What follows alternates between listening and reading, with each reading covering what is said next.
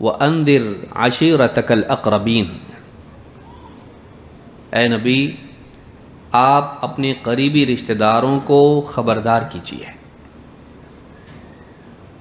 جب یہ حکم آیا تو گویا کہ یہ اللہ کی طرف سے حکم تھا کہ آپ کھلے طور پر لوگوں میں دعوت دیں، اپنی نبوت کا، اپنی رسالت کا اعلان کریں۔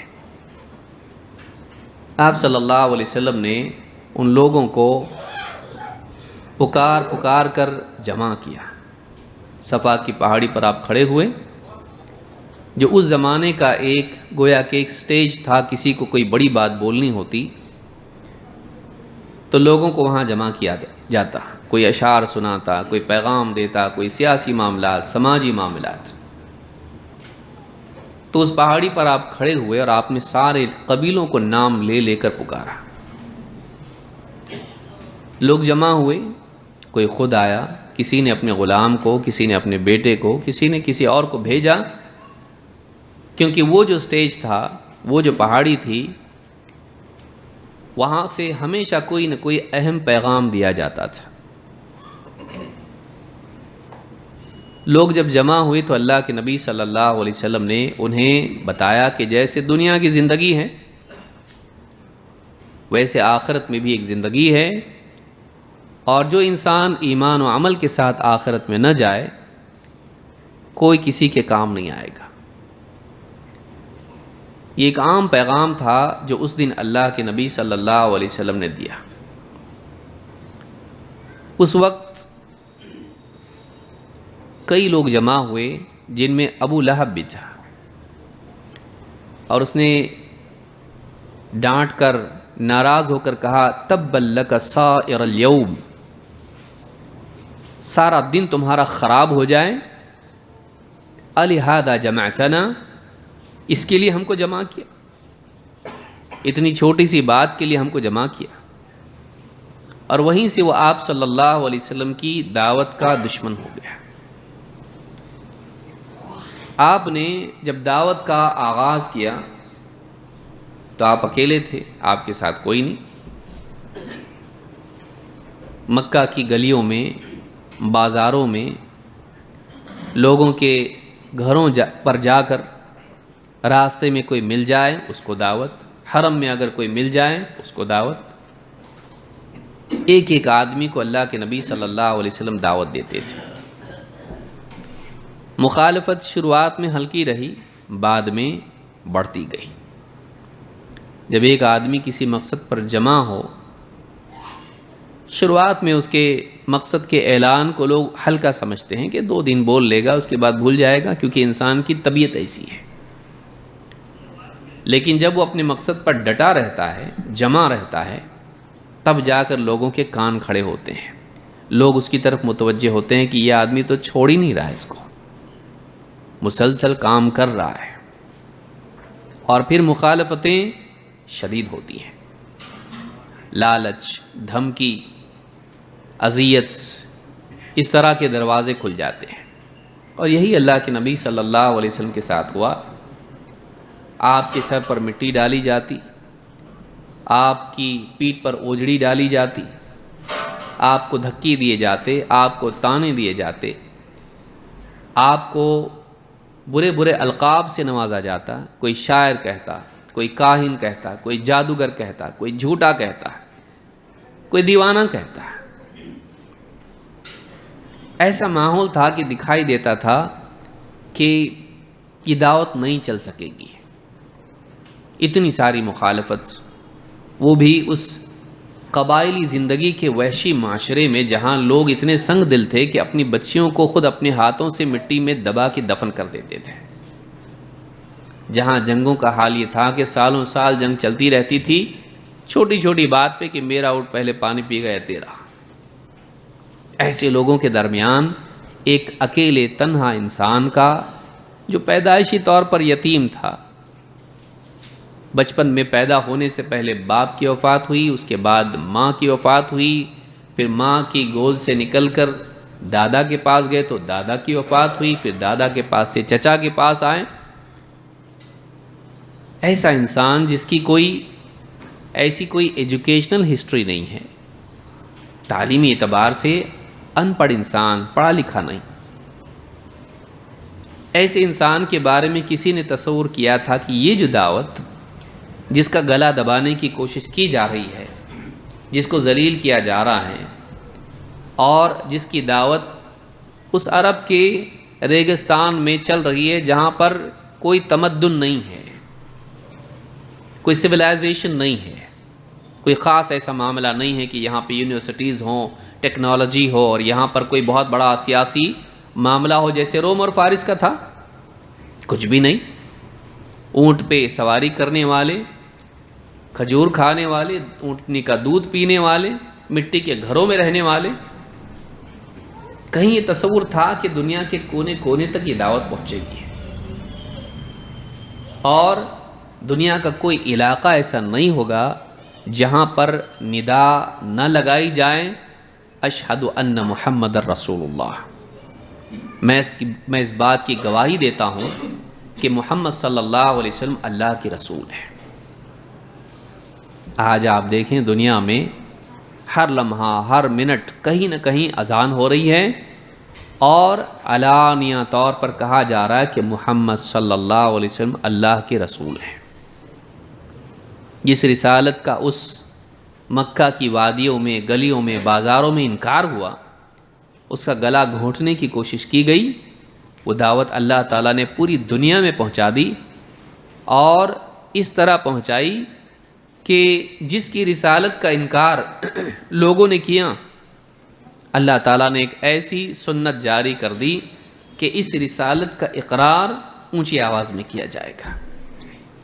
جو مسلمان ہیں ان تک بھی پہنچے گا کہ وہ نماز کو آئیں، اور جو مسلمان نہیں ہیں ان کے جھوپڑوں میں، ان کے محلوں میں، ان کے خیموں میں یہ ندا پہنچے گی کہ میں اس بات کی گواہی دیتا ہوں کہ محمد صلی اللہ علیہ وسلم اللہ کے رسول ہیں۔ وَرَفَعْنَا لَكَ ذِكْرَكَ۔ اسی ماحول میں جب کہ آپ کی دعوت کے لیے روڑے رکاوٹیں پیدا کی جا رہی تھیں، آپ کو ہر طرح سے اذیت دی جا رہی تھی، اللہ تعالیٰ نے سورۃ الانشراح نازل کی۔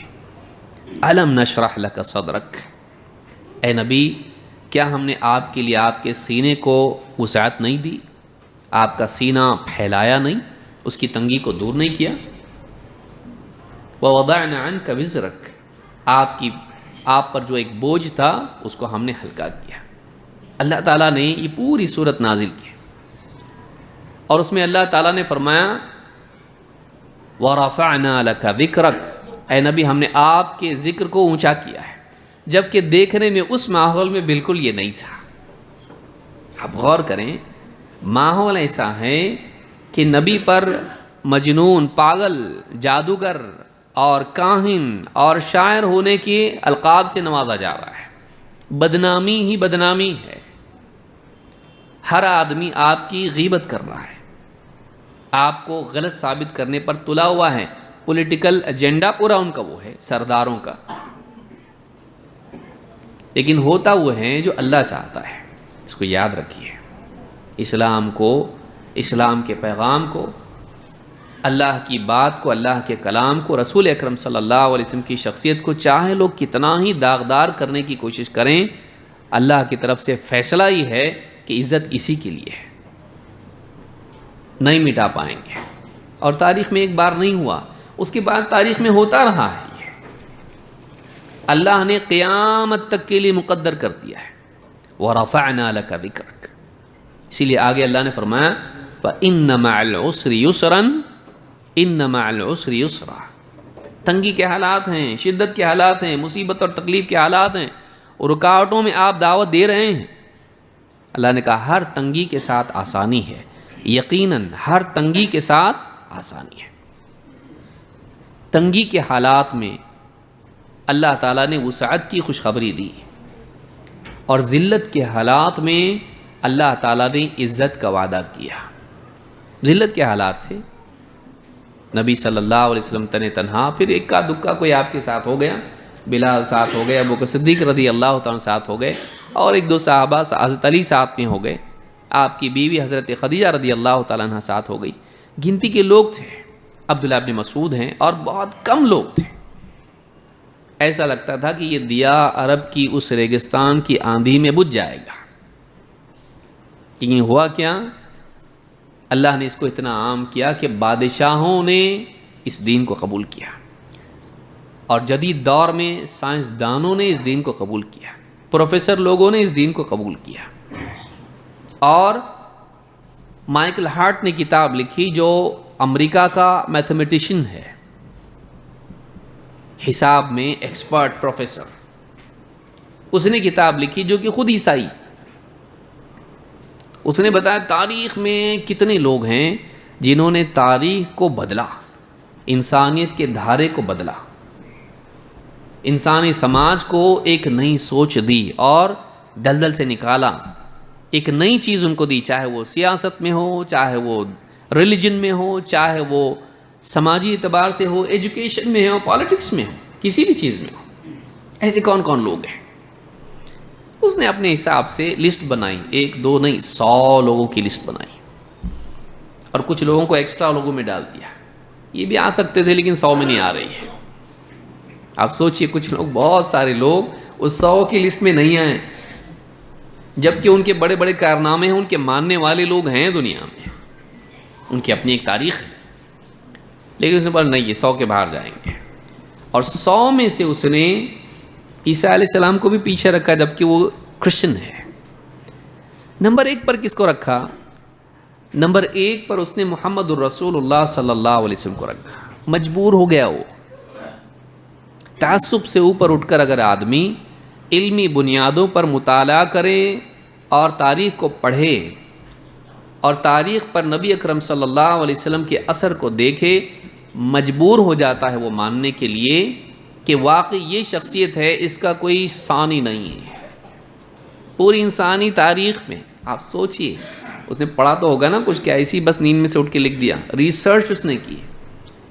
اس نے اپنی بات میں کہا کہ میری بات بہت سارے لوگوں کو تعجب میں ڈالے گی اور کچھ لوگ اس کو نہیں مانیں گے، جو میرا سلیکشن ہے. اس نے اپنے پریفیس میں کہا ہے، لیکن کہا کہ میں نے جو مطالعہ کیا اس کا نتیجہ یہ ہے کہ تاریخ میں محمد صلی اللہ علیہ وسلم ہی وہ واحد شخصیت ہیں جو دونوں میدانوں میں کمال درجے میں کامیابی حاصل کرے.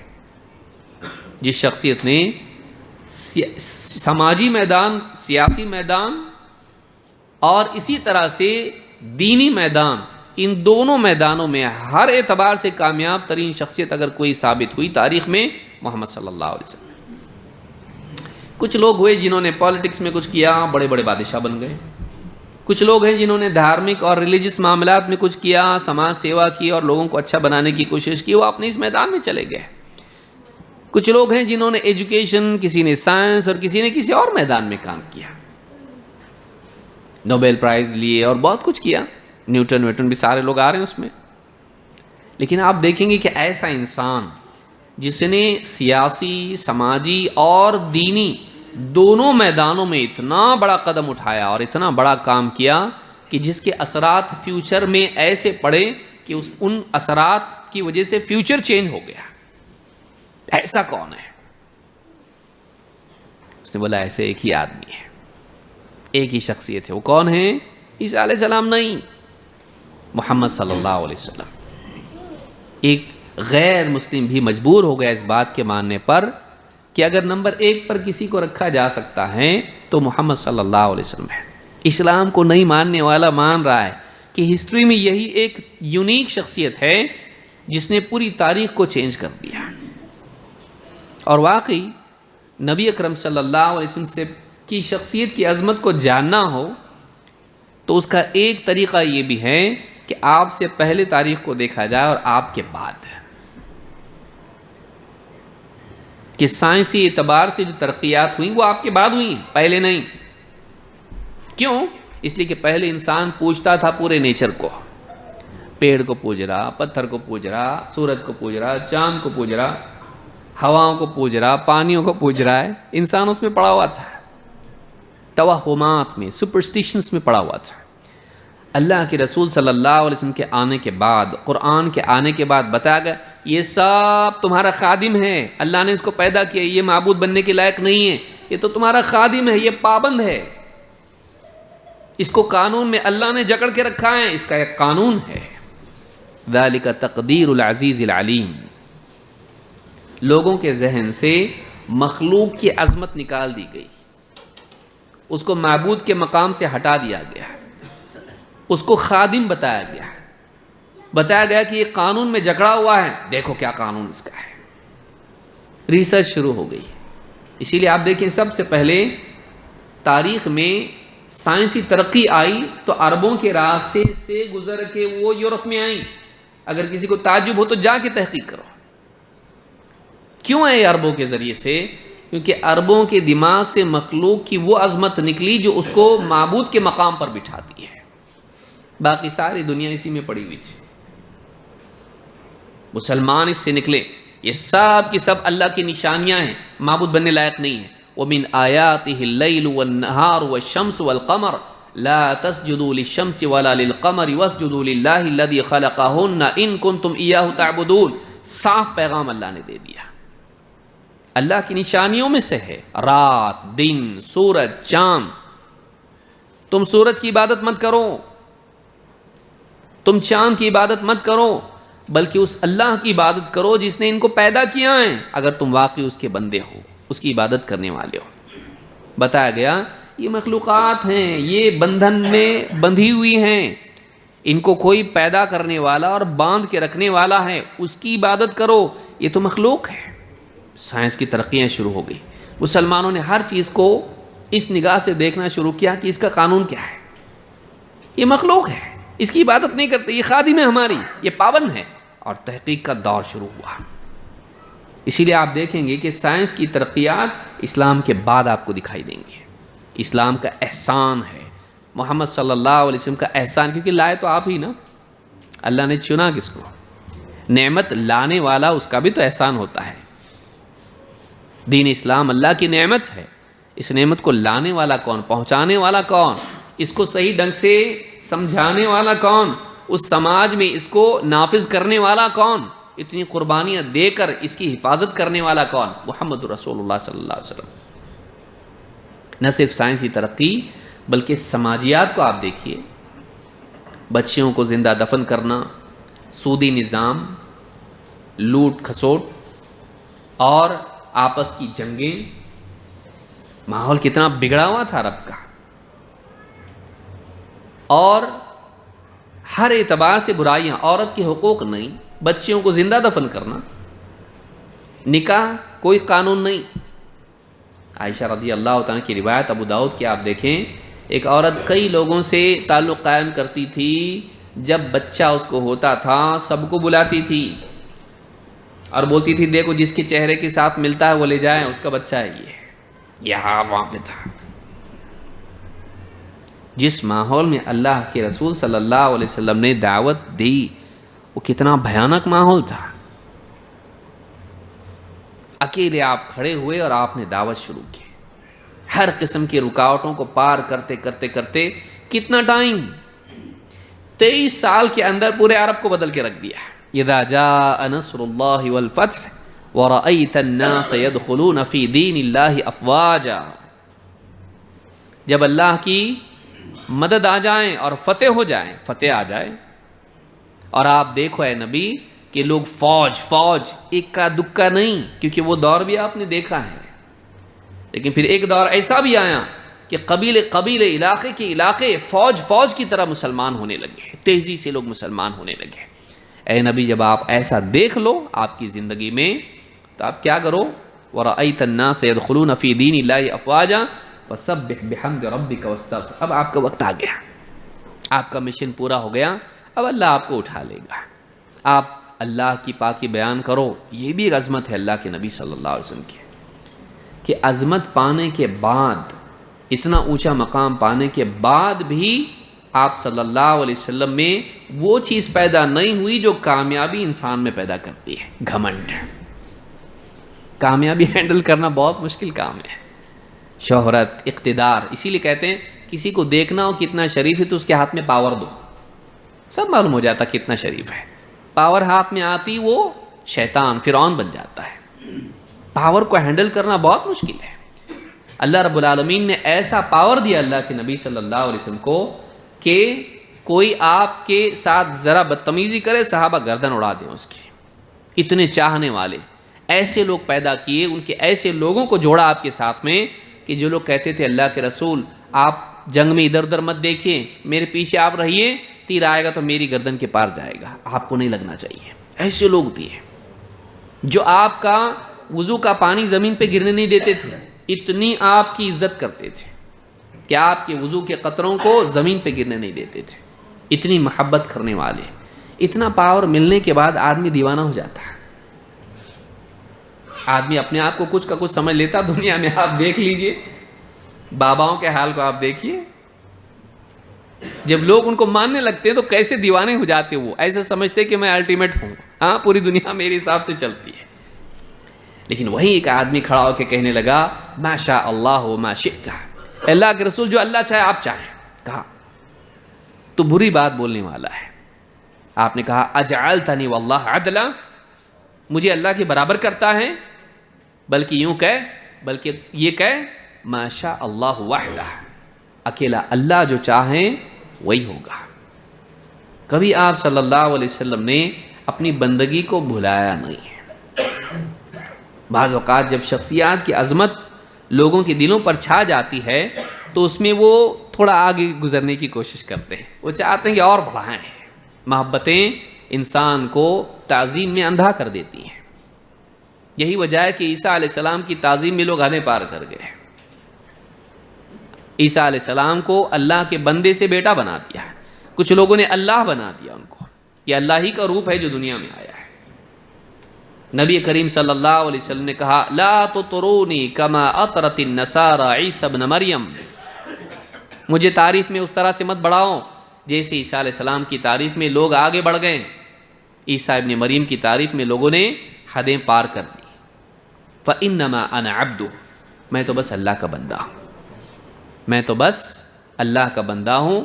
تو تم کیا کرو فقولوا عبد اللہ ورسولہ، میرے بارے میں تم کچھ بولنا ہو یوں کہو اللہ کا بندہ اور اللہ کے رسول. اللہ کی نسبت سے بندگی اور لوگوں کی نسبت سے رسالت، یہ دو مقام میرے ہیں کہ میں اللہ کا بندہ ہوں اور تمہاری طرف رسول ہوں. یہ بس میرا یہ مقام ہے کہ بندگی کی حدود سے بڑھا کے رب نہ بنا دیا جائے اور رسالت کا انکار نہ کیا جائے اور عام انسان نہ مانا جائے ویسا کہ غیر رسول. آپ کا اپنا مقام ہے. تو رسالت اور بندگی کے اطراف آپ کی تعریف اور آپ کی ثنا گھومنی چاہیے اپنی زندگی میں. ایک آدمی آیا آپ کے کمرے میں اور گھبرانے لگا ایک دم. آپ صلی اللہ علیہ وسلم کی شخصیت اتنی زیادہ بارعب تھی کہ آدمی اچھے اچھے جو باہر آپ کے بارے میں بہت کچھ بولتے تھے، آپ کو شاعر مجنون، آپ کی مجلس میں آتے آپ سے بات کرتے تو آپ کا رعب ان کے اوپر ہوتا تھا. بیچارہ ایک عام آدمی آیا اور گھبرانے لگا، دل پھڑ پھڑ پھڑ پھڑ ہو رہا اس کا ایک دم. آپ نے اس کو قریب بلایا، بٹھایا، کہا ہاؤن علیک لست بملک، ہاں ٹھیک ٹھاک، گھبراؤ مت، میں کوئی بادشاہ نہیں ہوں، میں کوئی بادشاہ نہیں ہوں، میں ایک ایسی عورت کا بیٹا ہوں جو گوشت کے ٹکڑے کر کے اس کو سکھا کے اس کو پکا کے کھاتی تھی. میں ایک عام انسان ہوں. یہ بہت مشکل ہے، یہ بہت مشکل ہے.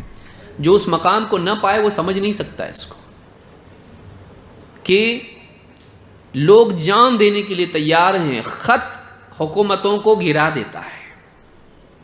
ایسی شخصیت جس کا خط چلا جائے تو حکومتیں کانپنے لگتی ہیں، جس کے پاس ایسی فوج ہے کہ جو اپنے خون کے آخری قطرے تک اس کے ساتھ لڑتی رہے گی.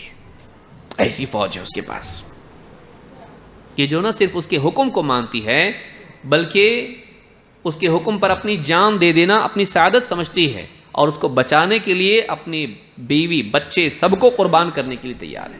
ایسے افراد کسی انسان کو مل جائیں، اس کی آپ دیکھیے اس کا ذہن کہاں چلا جائے گا. لیکن رسول اکرم صلی اللہ علیہ وسلم آپ دیکھیے اتنی عظمت پانے کے باوجود بھی اللہ کے رسول صلی اللہ علیہ وسلم کی شخصیت کو آپ دیکھیں گے، آپ کی زندگی میں کبھی بڑائی اور تواضع نہیں دکھے، بڑی بات نہیں دکھے گی. آپ اللہ کے پیغامبر تھے، آپ ایک عام بادشاہ نہیں تھے. اللہ تعالیٰ نے آپ کو اگرچہ دنیا میں مجبوری کے حالات، مظلومی کے حالات بھی دکھائیں، انکار کے حالات بھی دکھائیں، اور اللہ تعالیٰ نے آپ کو اقتدار کے اور بادشاہت کے حالات بھی دکھائے. آپ بادشاہوں سے بڑھ کر تھے، آپ کی پوزیشن اتنی تھی. عظمت ہے اللہ کے رسول صلی اللہ علیہ وسلم کی. وَرَفَعْنَا لَكَ ذِكْرَكَ، اللہ تعالیٰ نے فرمایا ہم نے آپ کے ذکر کو اونچا کیا. لوگوں نے نہیں کیا، اللہ نے کیا. اور جس کے ذکر کو، جس کے تذکرے کو اللہ تعالیٰ بلندی عطا فرمائے، اس کو کوئی نیچا نہیں کر سکتا ہے. جس کو اللہ تعالیٰ عزت دے اسے کوئی دعائے قنوت میں پڑھتے نا، انہ لا یذل من، کیا بولتے ہیں ہاں، ولا یعز من عادیت بعد میں ہے، پہلے کیا ہے، ولا یذل من والیت، کہ جس کے تو دوست ہو جائے، جس کا تو ساتھی ہو جائے، اس کو کوئی ذلیل نہیں کر سکتا ہے. عزت اور رفعت اللہ کی طرف سے ملتی ہے. تو نبی کریم صلی اللہ علیہ وسلم کو اللہ تعالیٰ نے وہ عزت دی جو کسی اور کو نہیں دی، وہ مقام دیا جو کسی اور کو نہیں دیا. اور آپ کو یہ مقام دے کر، یہ عزت دے کر، یہ اقتدار دے کر اللہ تعالیٰ نے لوگوں کو دکھایا کہ دیکھو ہمارا بندہ کیسا ہے. اتنا مل کے بھی اس کے اندر گھمنڈ نہیں. سب کچھ پا کے گھمنڈ نہ آنا انسان کو اور اونچا کر دیتا ہے. یہ بندگی کا اعلیٰ ترین مقام ہے. اللہ تعالیٰ قرآن کریم میں فرماتا ہے یا ایھا النبی انا ارسلناک شاہدا ومبشرا ونذیرا وداعیا الی اللہ باذنہ وسراجا منیرا. اے نبی، ہم نے آپ کو لوگوں پر گواہ بنا کر، انا ارسلناک شاہدا، گواہ بنا کر، ومبشرا، اور لوگوں کو خوشخبری سنانے والا بنا کر، ونذیرا، اور لوگوں کو خبردار کرنے والا، وارن کرنے والا، ڈرانے والا بنا کر بھیجا ہے. وداعیا الی اللہ باذنہ، اور اللہ کے حکم سے لوگوں کو دعوت دینے والا بنا کر، وسراجا منیرا، اور ایک روشن چراغ بنا کر بھیجا ہے. کتنی ساری باتیں ہیں. گواہ، مبشر، نذیر، داعی، سراج منیر، 5 باتیں اللہ نے بیان کی. اور ان 5 باتوں کی شروعات کی ایک اور مقام سے، اے نبی. نبی 6 مقامات آپ کے بیان کیے گئے کہ یہ نبی ہے، اس کے پاس یہاں وہاں کا، یونیورسٹی کا اور ادھر ادھر کا علم نہیں ہے. اس کے پاس جو علم ہے، اس کے پاس جو خبریں ہیں، وہ اللہ رب العالمین کی طرف سے آئی ہیں. وحی والا علم اس کے پاس ہے. یہ نبی ہے، یا ایھا النبی. اور یہ گواہ ہے لوگوں پر، دنیا میں بھی کون مانا کون نہیں مانا، اور آخرت میں انبیاء کی صداقت کے گواہ ہیں. آگے واقعہ آئے گا انشاءاللہ، اس کو بھی ہم دیکھیں گے. اور وداعیا الی اللہ باذنہ، اللہ کے حکم سے، اپنے دل سے نہیں، اپنے دل سے کچھ بھی کرنے والے نہیں، اللہ کی رہنمائی میں، اللہ کی اجازت اور اللہ کے حکم سے لوگوں کو دین کی طرف بلانے والے. وسراجا منیرا، اور صرف باتوں کے نہیں بلکہ عمل کے بھی نمونہ، اللہ کی طرف بلانے والے، لیکن خود ایسے اپنی ذات کے اعتبار سے، اپنی شخصیت اور اپنی زندگی کے اعتبار سے کہ گویا کہ ایک روشن چراغ ہو، ایک روشن چراغ ہو کہ جس کی شخصیت اتنی روشن کہ جس راستے پر جائے وہاں روشنی ہو جائے. اور ایسا کہ جیسے چراغ ہاتھ میں لے کر اگر کوئی آدمی چلے تو ٹھوکر کھا کے گڑھے میں، کھائی میں نہیں گرتا. تو جس کے پاس یہ چراغ ہو، جو اس چراغ کی روشنی میں چلے، جو اس نبی کی پیروی کرے، پیچھے پیچھے چلے، وہ آدمی کبھی گمراہی کے دلدل میں یا کھائی میں نہیں گر سکتا ہے. کہ ان کی شخصیت ایسی جیسے روشن چراغ ہو کہ جس ماحول میں بھی چلا جائے وہاں کے اندھیرے کو دور کرتے ہیں. چراغ کیا کرتا ہے؟ اچھا، یہاں خالی چراغ نہیں کہا اللہ نے، وہ سراجن نہیں کہا، منیرا کہا. چراغ بجھا ہوا بھی ہوتا ہے، چراغ بجھا ہوا بھی ہوتا ہے، اس سے نور نہیں پیدا ہوتا ہے. ایسا چراغ جو منیر ہو، روشن چراغ ہے کہ جو اندھیروں کو ختم کرتا ہے. جہالت کے اندھیرے، جاہلیت کے اندھیرے، کفر کے، شرک کے اندھیرے، گناہوں کے اندھیرے، جہالت کے اندھیرے، ظلم کے اندھیرے، ان سارے اندھیروں کو یہ شخصیت ایسی ہے کہ اس کے وجود ہی سے وہ اندھیرے دور ہو جاتے ہیں، کہ اس کی زندگی دیکھ لی جائے تو انسان کو معلوم ہو کہ واقعی صحیح زندگی کیا ہوتی ہے۔ یہ صرف باتوں کے دھنی نہیں ہے کہ صرف بولنے والے، تاریخ میں ایسا بھی ہوا، بہت سارے لوگ آئے بڑی بڑی باتیں کیے، لیکن جب ان باتوں کی تطبیق کا وقت آیا، پریکٹیکل اپلیکیشن کا وقت آیا، معلوم ہوا کہ نہیں یہ صرف بولنے والے تھے، یہ خالی فلاسفر ہے، یہ پریکٹیکل لائف میں اس کے کچھ بھی نہیں ہے، اس کی زندگی الگ ہے، اس کی باتیں الگ ہیں۔ لیکن محمد عربی صلی اللہ علیہ وسلم کے بارے میں جا کر جب کسی نے پوچھا کہ حضرت عائشہ سے پوچھا کہ اماں جان ذرا بتائیے تو صحیح کہ اللہ کے رسول صلی اللہ علیہ وسلم کے اخلاق کیسے تھے؟ کہا تو نے قرآن نہیں پڑھا؟ قرآن نہیں پڑھا تو؟ اللہ کے رسول صلی اللہ علیہ وسلم کا اخلاق بعین ہی قرآن تھا۔ قرآن میں جو باتیں ہیں، جو پیغام آپ اللہ کی طرف سے لے کر آئیں، آپ کے اخلاق اسی پیغام کے تابع تھے، آپ کی دعوت اور آپ کی زندگی میں فرق نہیں تھا کہ سٹیج پر کچھ اور سٹیج کے پیچھے کچھ، ایسا نہیں تھا، مسجد میں کچھ اور گھر میں کچھ، ایسا نہیں تھا، بازار میں کچھ اور تنہائی میں کچھ، ایسا نہیں تھا۔ آپ کی زندگی سب کے سامنے تھی، بلکہ آپ صلی اللہ علیہ وسلم سے جو شخص جتنا قریب ہوتا تھا اتنا زیادہ محبت کرنے والا تھا۔ عام طور سے ایسا ہوتا نہیں، جو بڑے لوگ ہوتے ہیں جسے انگلش میں بولا جاتا ہے no one is a hero to his valet, ایک آدمی اپنے خادم کے لیے کبھی ہیرو نہیں ہوتا ہے۔ خادم کو معلوم رہتا مالک کے اندر بہت ساری کمزوریاں ہیں، سب کے سامنے بڑا ہے لیکن ہے کچھ بھی نہیں ہے۔ قریبی خادم جو ہوتا ہے اس کو معلوم ہوتا ہے، جو جتنا بیوی کو معلوم ہوتا ہے، بیوی کو معلوم ہوتا ہے آدمی کیا ہے۔ لیکن آپ دیکھیے اللہ کے نبی صلی اللہ علیہ وسلم کے جتنے قریب رہنے والے تھے وہ سب سے زیادہ آپ سے محبت کرنے والے تھے۔ کیوں؟ اس لیے کہ آپ کی شخصیت اتنی زیادہ اچھی تھی۔ ہمارا حال کیا ہے؟ دور والا ہم کو اچھا سمجھتا ہے، نزدیک والے ہماری اوقات جانتے ہیں۔ کیوں؟ اس لیے کہ ہم اچھے ہیں نہیں، مانیے اس کو۔ لیکن اللہ کے نبی صلی اللہ علیہ وسلم کا معاملہ یہ تھا کہ آپ اتنے اچھے تھے کہ دور سے دیکھنے والا آپ کو اچھا مانتا تھا لیکن اتنا زیادہ نہیں جانتا تھا، اتنی خوبیاں اس کو معلوم نہیں تھی۔ جو نزدیک والا ہوتا تھا اس کو اور زیادہ خوبیاں معلوم تھیں، وہ اور زیادہ محبت کرتا تھا، اور زیادہ عزت کرتا تھا۔ اسی لیے انس رضی اللہ تعالیٰ عنہ جو 9 سال تک خدمت کی اللہ کے نبی صلی اللہ علیہ وسلم کی، کہتے ہیں میں نے 9 سال تک اللہ کے نبی صلی اللہ علیہ وسلم کی خدمت کی ہے۔ کیسا لائی تھی ان کو اماں ان کی؟ ام سلیم رضی اللہ تعالیٰ فرماتی ہیں، حضرت انس فرماتے ہیں میری اماں جان نے مجھے ایک دن دوپٹہ اپنا پھاڑا، تہبند باندھا، مجھ کو سر پہ دھوپ کی وجہ سے بچانے کے لیے کپڑا رکھا اور پکڑ کے ہاتھ پکڑ کے لا کے اللہ کے نبی صلی اللہ علیہ وسلم کی خدمت میں پیش کیا اور کہا اے اللہ کے رسول یہ ہمارا چھوٹا انیس ہے۔ انس کو تصغیر اس کو کہتے ہیں، یہ ہمارا چھوٹا انیس ہے، یہ آپ کی خدمت کرے گا، اور دے دیا اس کو بچے کو اللہ کے نبی صلی اللہ علیہ وسلم کی خدمت کے لیے۔ حضرت انس رضی اللہ عنہ کہتے ہیں کہ اللہ کی قسم میں نے 9 سال اللہ کے نبی صلی اللہ علیہ وسلم کی لگاتار خدمت کی، اللہ کے رسول صلی اللہ علیہ وسلم سے زیادہ اچھے اخلاق والا انسان میں نے اپنی پوری زندگی میں نہیں دیکھا۔ کوئی کام میں نے کیا ہو جو نہیں کرنا چاہیے تھا، کبھی آپ نے ڈانٹ کے مجھ کو نہیں کہا کیوں کیا ایسا تم نے، اور کوئی کام جو میں نے کرنا چاہیے تھا اور نہیں کیا، کبھی آپ نے مجھ سے نہیں کہا کیوں نہیں کیا تو نے ایسا۔ 9 سال تک۔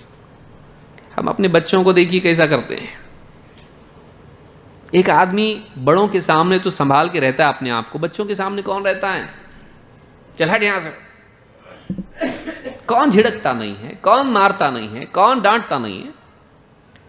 لیکن نبی کریم صلی اللہ علیہ وسلم آپ بڑوں سے تو دور کی بات ہے، بچوں سے بھی آپ اخلاق سے پیش آنے والے۔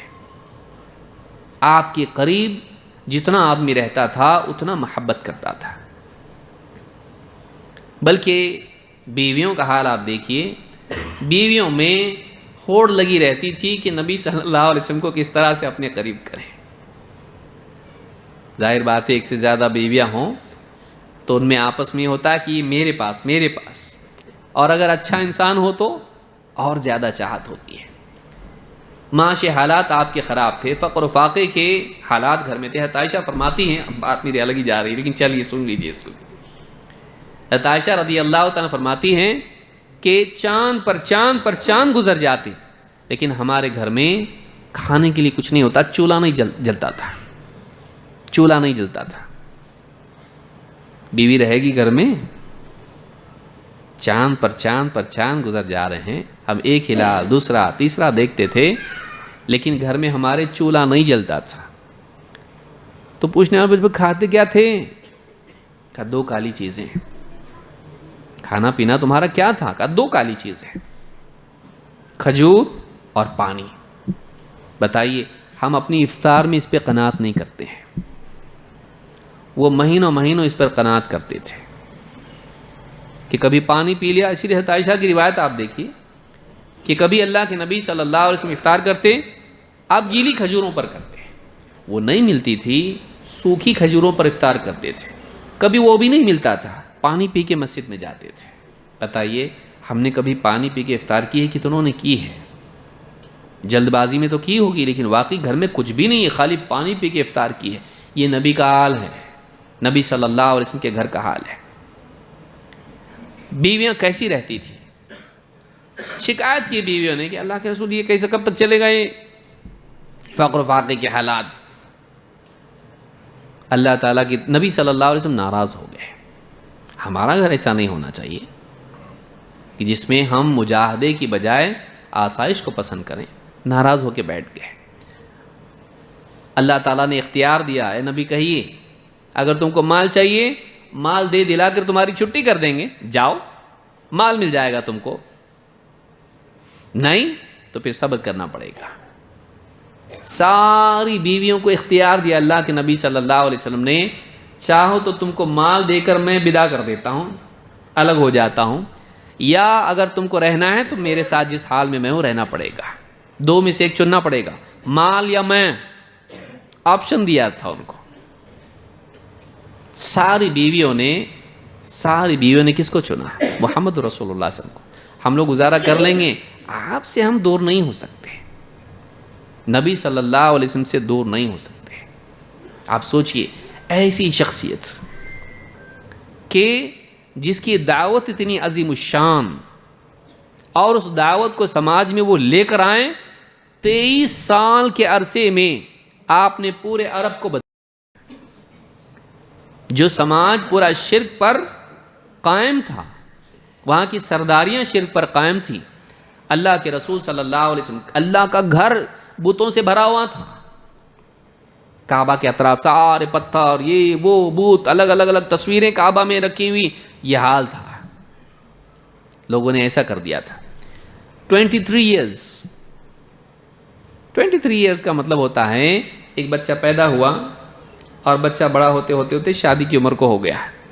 اتنے عرصے کے اندر عرب جاہلیت سے نکل کر توحید والا بن چکا تھا، اتنے کم ٹائم میں اتنا بڑا ریولوشن ایک آدمی لائے اور اتنا سکسیسفلی لائے کہ جو اس کی دعوت تھی شروع سے اس پر قائم رہے، حالات آئیں اتنا مجبور کر دیا جائیں کہ مکہ چھوڑ کے دوسرے علاقے میں جانا پڑا، پھر واپس جنگوں پر جنگ ہوتی رہی، اللہ نے غلبہ دیا۔ پھر ایک وقت ایسا آیا کہ واپس مدینہ سے مکہ آئے تو جنگ بھی نہیں کرنی پڑی۔ ایسا ہسٹری میں کبھی دیکھے آپ کہ ایک انسان کو اس کے اپنے علاقے سے اس کی دعوت کی وجہ سے مجبوری کی حالت میں نکال دیا گیا ہو، اور نکالنے کے بعد صرف 10 سال کے عرصے میں وہ واپس لوٹے اس حال میں کہ اس کو جنگ بھی نہ کرنی پڑے اور وہ اسی علاقے پر غالب آ جائے جہاں سے وہ نکالا گیا تھا۔ 10 سال کے عرصے کے اندر، 10 سال میں، بلکہ 10 سے بھی کم ہے وہ، ایسا کہ بالکل جنگ بھی نہ کرنی پڑے اس کو۔ فتح مکہ کے وقت جنگ نہیں کرنی پڑی آپ کو، اور اس سے پہلے آپ 2.5 سال پہلے کا حال دیکھیں کہ اللہ کے نبی صلی اللہ علیہ وسلم داخل ہونا چاہ رہے عمرے کے لیے مکہ میں، بولے نہیں ہم نہیں جانے دیں گے تم کو، اس سال تو جانا ہی نہیں، تم نے عمرہ کرنا ہی نہیں ہے۔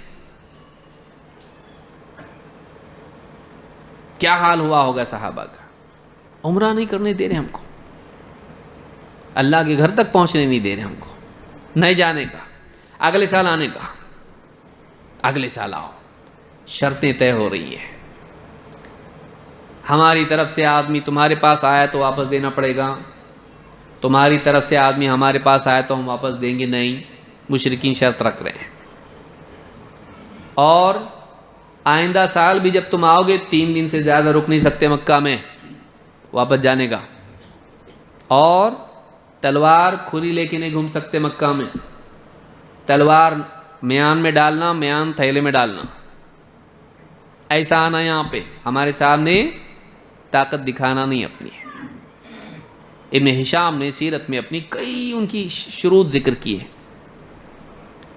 اللہ کے نبی صلی اللہ علیہ وسلم لکھ رہے ہیں وہاں پر، ٹھیک ہے چلو معاہدہ کرتے ہیں، اچھی بات، یہ معاہدہ طے ہو رہا ہے محمد رسول اللہ کی طرف سے فلاں فلاں عرب کے قریش کے قبیلے والوں سے، سرداروں سے۔ رکو، یہ کیا رسول اللہ کٹ کرو، کٹ کرو اس کو، حضرت علی لکھ رہے ہیں کٹ کرو اس کو۔ رسول مانتے تو ہم لوگ پھر اتنا جھگڑا ہوتا، رسول نہیں مانتے ہم لکھنا بھی نہیں اس کے اندر، یعنی ہم مانے جیسا ہو جائے گا نا اگر اس پہ سائن کریں گے تو۔ کٹ کرو، حضرت علی بیٹھے ہوئے بول، اللہ کے نبی کٹ کرو اس کو، اللہ کے رسول نہیں۔ حضرت علی جو ہیں یہ جانتے تھے کہ رسول صلی اللہ علیہ وسلم کا یہ جو حکم ہے یہ واقعی حکم نہیں ہے، مجبوری ہے، اور ہم ان کے سامنے رسول کا نام کیسا کٹ کریں؟ رسول اللہ کہا اللہ کے رسول نہیں، کہا چلاؤ میرے پاس لکھا، کہاں لکھا ہوا ہے؟ حضرت علی کٹ نہیں کر رہے ہیں، نافرمانی نہیں ہے، یہ غیرت ہے دین کی کہ ہمارے رسول کا نام تم کٹ کرو گے، یہ ان کے بولنے سے کر رہے ہیں، آپ اللہ کے بولنے سے تھوڑی کر رہے ہیں، کیسا مانیں گے ہم اس کو؟ کہا ٹھیک ہے لاؤ تم دکھاؤ، مجھ کو بتاؤ کہاں لکھا ہوا ہے رسول اللہ؟ کہا یہاں، انگلی رکھی حضرت علی نے، آپ نے قلم کا لاؤ قلم، آپ نے اپنے ہاتھ سے کٹ کیا اس کو، رسول اللہ کٹ کر دیا۔ کاغذ پر کٹ کرے تو ہو جاتا کیا؟ جن لوگوں نے آپ کو رسول اللہ کٹ کروایا انہی لوگوں کو بعد میں ماننا پڑا کہ واقعی اللہ کے رسول ہیں۔ کتنے سالوں میں؟ 2.5 سال کے اندر ایسے حالات آپ نے دیکھے۔ کیسی عظیم الشان شخصیت ہے جس کا امتی اللہ تعالیٰ نے ہم کو بنایا ہے، کتنی قدر کرنی چاہیے، کیسی محبت کی حدیث بھی آپ نے سنی کہ لا یؤمن احدکم حتی یحب لاخیہ، حتی یعنی وہ آدمی مومن نہیں ہو سکتا ہے حتی اکون احب الیہ من والدہ وولدہ والناس اجمعین، تم میں سے کوئی شخص مومن، واقعی مومن نہیں ہو سکتا ہے جب تک کہ میں اس کے نزدیک، اس کے باپ سے، اس کی اولاد سے، سارے لوگوں سے زیادہ محبوب نہ ہو جاؤ۔ دوست، بیوی، بڑی سے بڑی شخصیات سب اس میں آتے ہیں، باپ دادا سب اس میں آتے ہیں، سب سے زیادہ محبت مجھ سے ہونا چاہیے۔ اور کیوں نہیں کرے؟ اس محبت میں کوتاہی کی وجہ معرفت کی کمی ہے، یاد رکھیے اس کو۔ ہم زیادہ پہچانتے نہیں تو محبت بھی نہیں کرتے، جس سے محبت کرتے ہیں کیوں کرتے ہیں؟ اس کی معرفت ہم کو ہوتی ہے، کیسی عظیم الشان شخصیت ہے، اس کی خوبیاں اور اس کے احسانات ہم کو معلوم ہوتے ہیں، تب جا کر اس کی محبت ہمارے دل میں پیدا ہوتی ہے۔ محبت کی 2 ہی بنیادیں عموماً ہوتی ہیں، یا تو فی نفسہ اس کی خوبیاں معلوم ہو کہ کتنا اچھا ہے، یا پھر براہ راست اس کا ہم پر کوئی احسان ہو تب جا کے دل میں محبت پیدا ہوتی ہے۔ اللہ کے رسول صلی اللہ علیہ وسلم دونوں ہی اعتبار سے محبت کے حقدار ہیں، کہ آپ اپنی ذات کے اعتبار سے اعلیٰ ترین خوبیوں والے، اور اللہ کے رسول صلی اللہ علیہ وسلم کے احسانات ہم پر کتنے ہیں، پیشاب پاخانے سے لے کر ہم کو حکومت کرنے کا طریقہ تک سکھا دیا۔ سلمان الفارسی رضی اللہ تعالیٰ عنہ سے ایک مشرک نے کہا، کیسا رے تمہارا نبی، پیشاب پاخانہ بھی سکھاتا گیا تم کو؟ مذاق اڑایا، کیسا نبی تمہارا؟ اللہ کی طرف سے بن کے نبی آیا، اتنی بڑی شخصیت، کیا سکھا رہا؟ پیشاب پاخانہ۔ تم کو پیشاب پاخانہ سکھاتا نبی؟ کہا ہاں، اجل، بالکل بالکل، شرمندہ نہیں ہوئے، بلکہ غیرت کے ساتھ کہا ہاں ہمارا نبی ہم کو سکھاتا ہے، ہمارے نبی نے ہم کو بتایا 3 پتھروں سے کم میں استنجا نہیں کرنا، اور ایسا نہیں کرنا، گوبر سے ہڈی سے نہیں کرنا، ہم کو سکھایا ہمارے نبی نے. یہ شرم کی چیز نہیں ہے، ہمارے لیے شرف کی چیز ہے کہ ہمارے نبی نے ہم کو پیشاب پاخانے کے معاملے میں بھی محتاج نہیں چھوڑا. آپ دیکھیے بڑے بڑے ادیان دیکھیں، آپ ریلیجنس کو دیکھیے، لا کے بتائیے مجھ کو پیشاب کی پاکی کا طریقہ کیا ہے. شروعات یہاں سے ہوتی ہے، آپ لا کے بتا دیجیے. آپ جو بھی ریلیجس بکس ہیں، جو بھی ریلیجس ٹیچرز ہیں، انہوں نے پیشاب سے پاکی کا طریقہ سکھایا. کیوں ضرورت نہیں ہے؟ چھوٹا ہے نا، بہت چھوٹی چیز ہے، اس کو کیسا بتانے کا؟ ارے تو چھوٹی چیز روزانہ دن میں کتنی بار کر رہا تو جو یہ نہ سکھائے کیا فائدے کا؟ یہاں سے شروعات ہونی چاہیے. اسی لیے آپ نے فرمایا میں تمہارے لیے باپ کی طرح ہوں، میں تمہارے لیے باپ کی طرح ہوں، میں تمہیں سکھاتا ہوں. ایک باپ جیسے اپنی اولاد کو سکھاتا ہے، نبی اکرم صلی اللہ علیہ وسلم نے ہم کو سکھایا. اس لیے آپ صلی اللہ علیہ وسلم کی تعظیم انسان کے دل میں ہونا چاہیے، اور آپ کے لیے شکر گزاری کے جذبات ہونے چاہیے، اور سب سے بڑھ کے اللہ کا شکر ہونا چاہیے. اللہ نے ہم کو محمد صلی اللہ علیہ وسلم کا امتی بنایا، کہیں اور نہیں پھینکا. کہیں اور تاریخ کے کسی اور گوشے میں پھینک دیتا اللہ تعالیٰ، ہسٹری میں کہیں اور پھینک دیتا تو کیا ہوتا ہمارا حال بتائیے. ہم کو ایسے نبی کا امتی بنایا جس کی شان دوسرے نبیوں سے علیحدہ ہے. اسی لیے اللہ نے فرمایا وَرَفَعْنَا لَكَ ذِكْرَكَ، اے نبی ہم نے آپ کا ذکر اونچا کیا. اس آیت کی تفسیر میں قتادہ رحمہ اللہ فرماتے ہیں رفع اللہ ذکرہ فی الدنیا والآخرہ، اللہ تعالیٰ نے محمد صلی اللہ علیہ وسلم کا تذکرہ دنیا اور آخرت میں اونچا کیا ہے. صرف دنیا میں نہیں، دنیا میں بھی عزت، آخرت میں بھی عزت. اور کہتے ہیں فَلَيْسَ خَطِيبٌ وَلَا مُتَشَهِّدٌ وَلَا صَاحِبُ صَلَاةٍ إِلَّا يُنَادِي أَشْهَدُ أَن لَا إِلَهَ إِلَّا اللَّهُ وَأَشْهَدُ أَنَّ مُحَمَّدًا رَسُولُ اللَّهِ. ابن ابی حاتم نے اپنی تفسیر میں اس کو ذکر کیا، اور ابن کثیر نے بھی. فرماتے ہیں کوئی بھی خطبہ دینے والا، کوئی بھی خطبہ دینے والا، کوئی بھی شہادتین کا اقرار کرنے والا اسلام میں داخل ہوتا ہے، کیا پڑھتا آدمی؟ اشہدو ان لا الہ الا اللہ، اشہدو ان محمد رسول اللہ. خطبہ دیتا خطیب کیا پڑھتا؟ یہی پڑھتا اشہدو ان لا الہ الا اللہ، اشہدو ان محمد رسول اللہ. اور اذان دینے والا اونچی آواز میں کہتا، چپکے چپکے تینوں بھی نہیں ہے. آپ دیکھیے اذان دینے والا، خطبہ دینے والا، شہادتین کا اقرار کرنے والا اونچی آواز میں کہتا ہے میں گواہی دیتا ہوں کہ اللہ کے سوا کوئی عبادت کے لائق نہیں، اور محمد صلی اللہ علیہ وسلم اللہ کے رسول ہیں. اور نماز میں بھی آدمی نماز میں بھی اس بات کا اقرار کرتا ہے. عبادت ہو، دعوت ہو، اسلام میں داخلہ ہو، لوگوں کو واعظ و نصیحت ہو، نبی صلی اللہ علیہ وسلم کا تنہائی میں عبادت یا لوگوں کے مجمع میں خطاب، دونوں میں نبی صلی اللہ علیہ وسلم کا، اور ساری دنیا کے سامنے اذان اللہ کے نبی صلی اللہ علیہ وسلم کا. آپ دیکھیے تذکرہ آ رہا، کوئی نماز پڑھ رہا، کوئی اسلام قبول کر رہا، کوئی خطبہ دے رہا، کوئی اذان دے رہا، نبی صلی اللہ علیہ وسلم کا تذکرہ پوری دنیا میں چل رہا. اور دنیا میں آپ دیکھیے ایک حصے میں دن ہے تو دوسرے میں رات ہے. یہاں مغرب کی نماز ہوئی، تھوڑی دیر بعد کچھ علاقے میں، اس کے بعد کوئی علاقہ، اس کے بعد کوئی علاقہ، اس کے بعد کوئی علاقہ، اذان ہوتی جا رہی، پھر اس کے بعد نماز پڑھ رہے ہیں، اس کے بعد اقامت نماز، پھر اس کے بعد خطبہ، کہیں دعوت، کہیں تلقین، مسلسل یہ دنیا میں چل رہا ہے، کہیں رکتا نہیں. اللہ کا نام ہے تو رسول کا بھی نام ہے، اللہ کی عبادت کا اقرار ہے تو رسول کی رسالت کا بھی اقرار ہے. وَرَفَعْنَا لَكَ ذِكْرَكَ، اللہ تعالیٰ نے آپ کے ذکر کو بلند کیا. یہ عظمت ہے محمد عربی صلی اللہ علیہ وسلم کی. اللہ تعالیٰ نے آپ کو سارے عالمین کے لیے رحمت بنا کر بھیجا. پچھلے جتنے نبی آتے تھے، کوئی قوم کی طرف، کوئی اپنے خاندان کی طرف، کوئی کسی بستی کی طرف، کسی ملک کی طرف آتے تھے.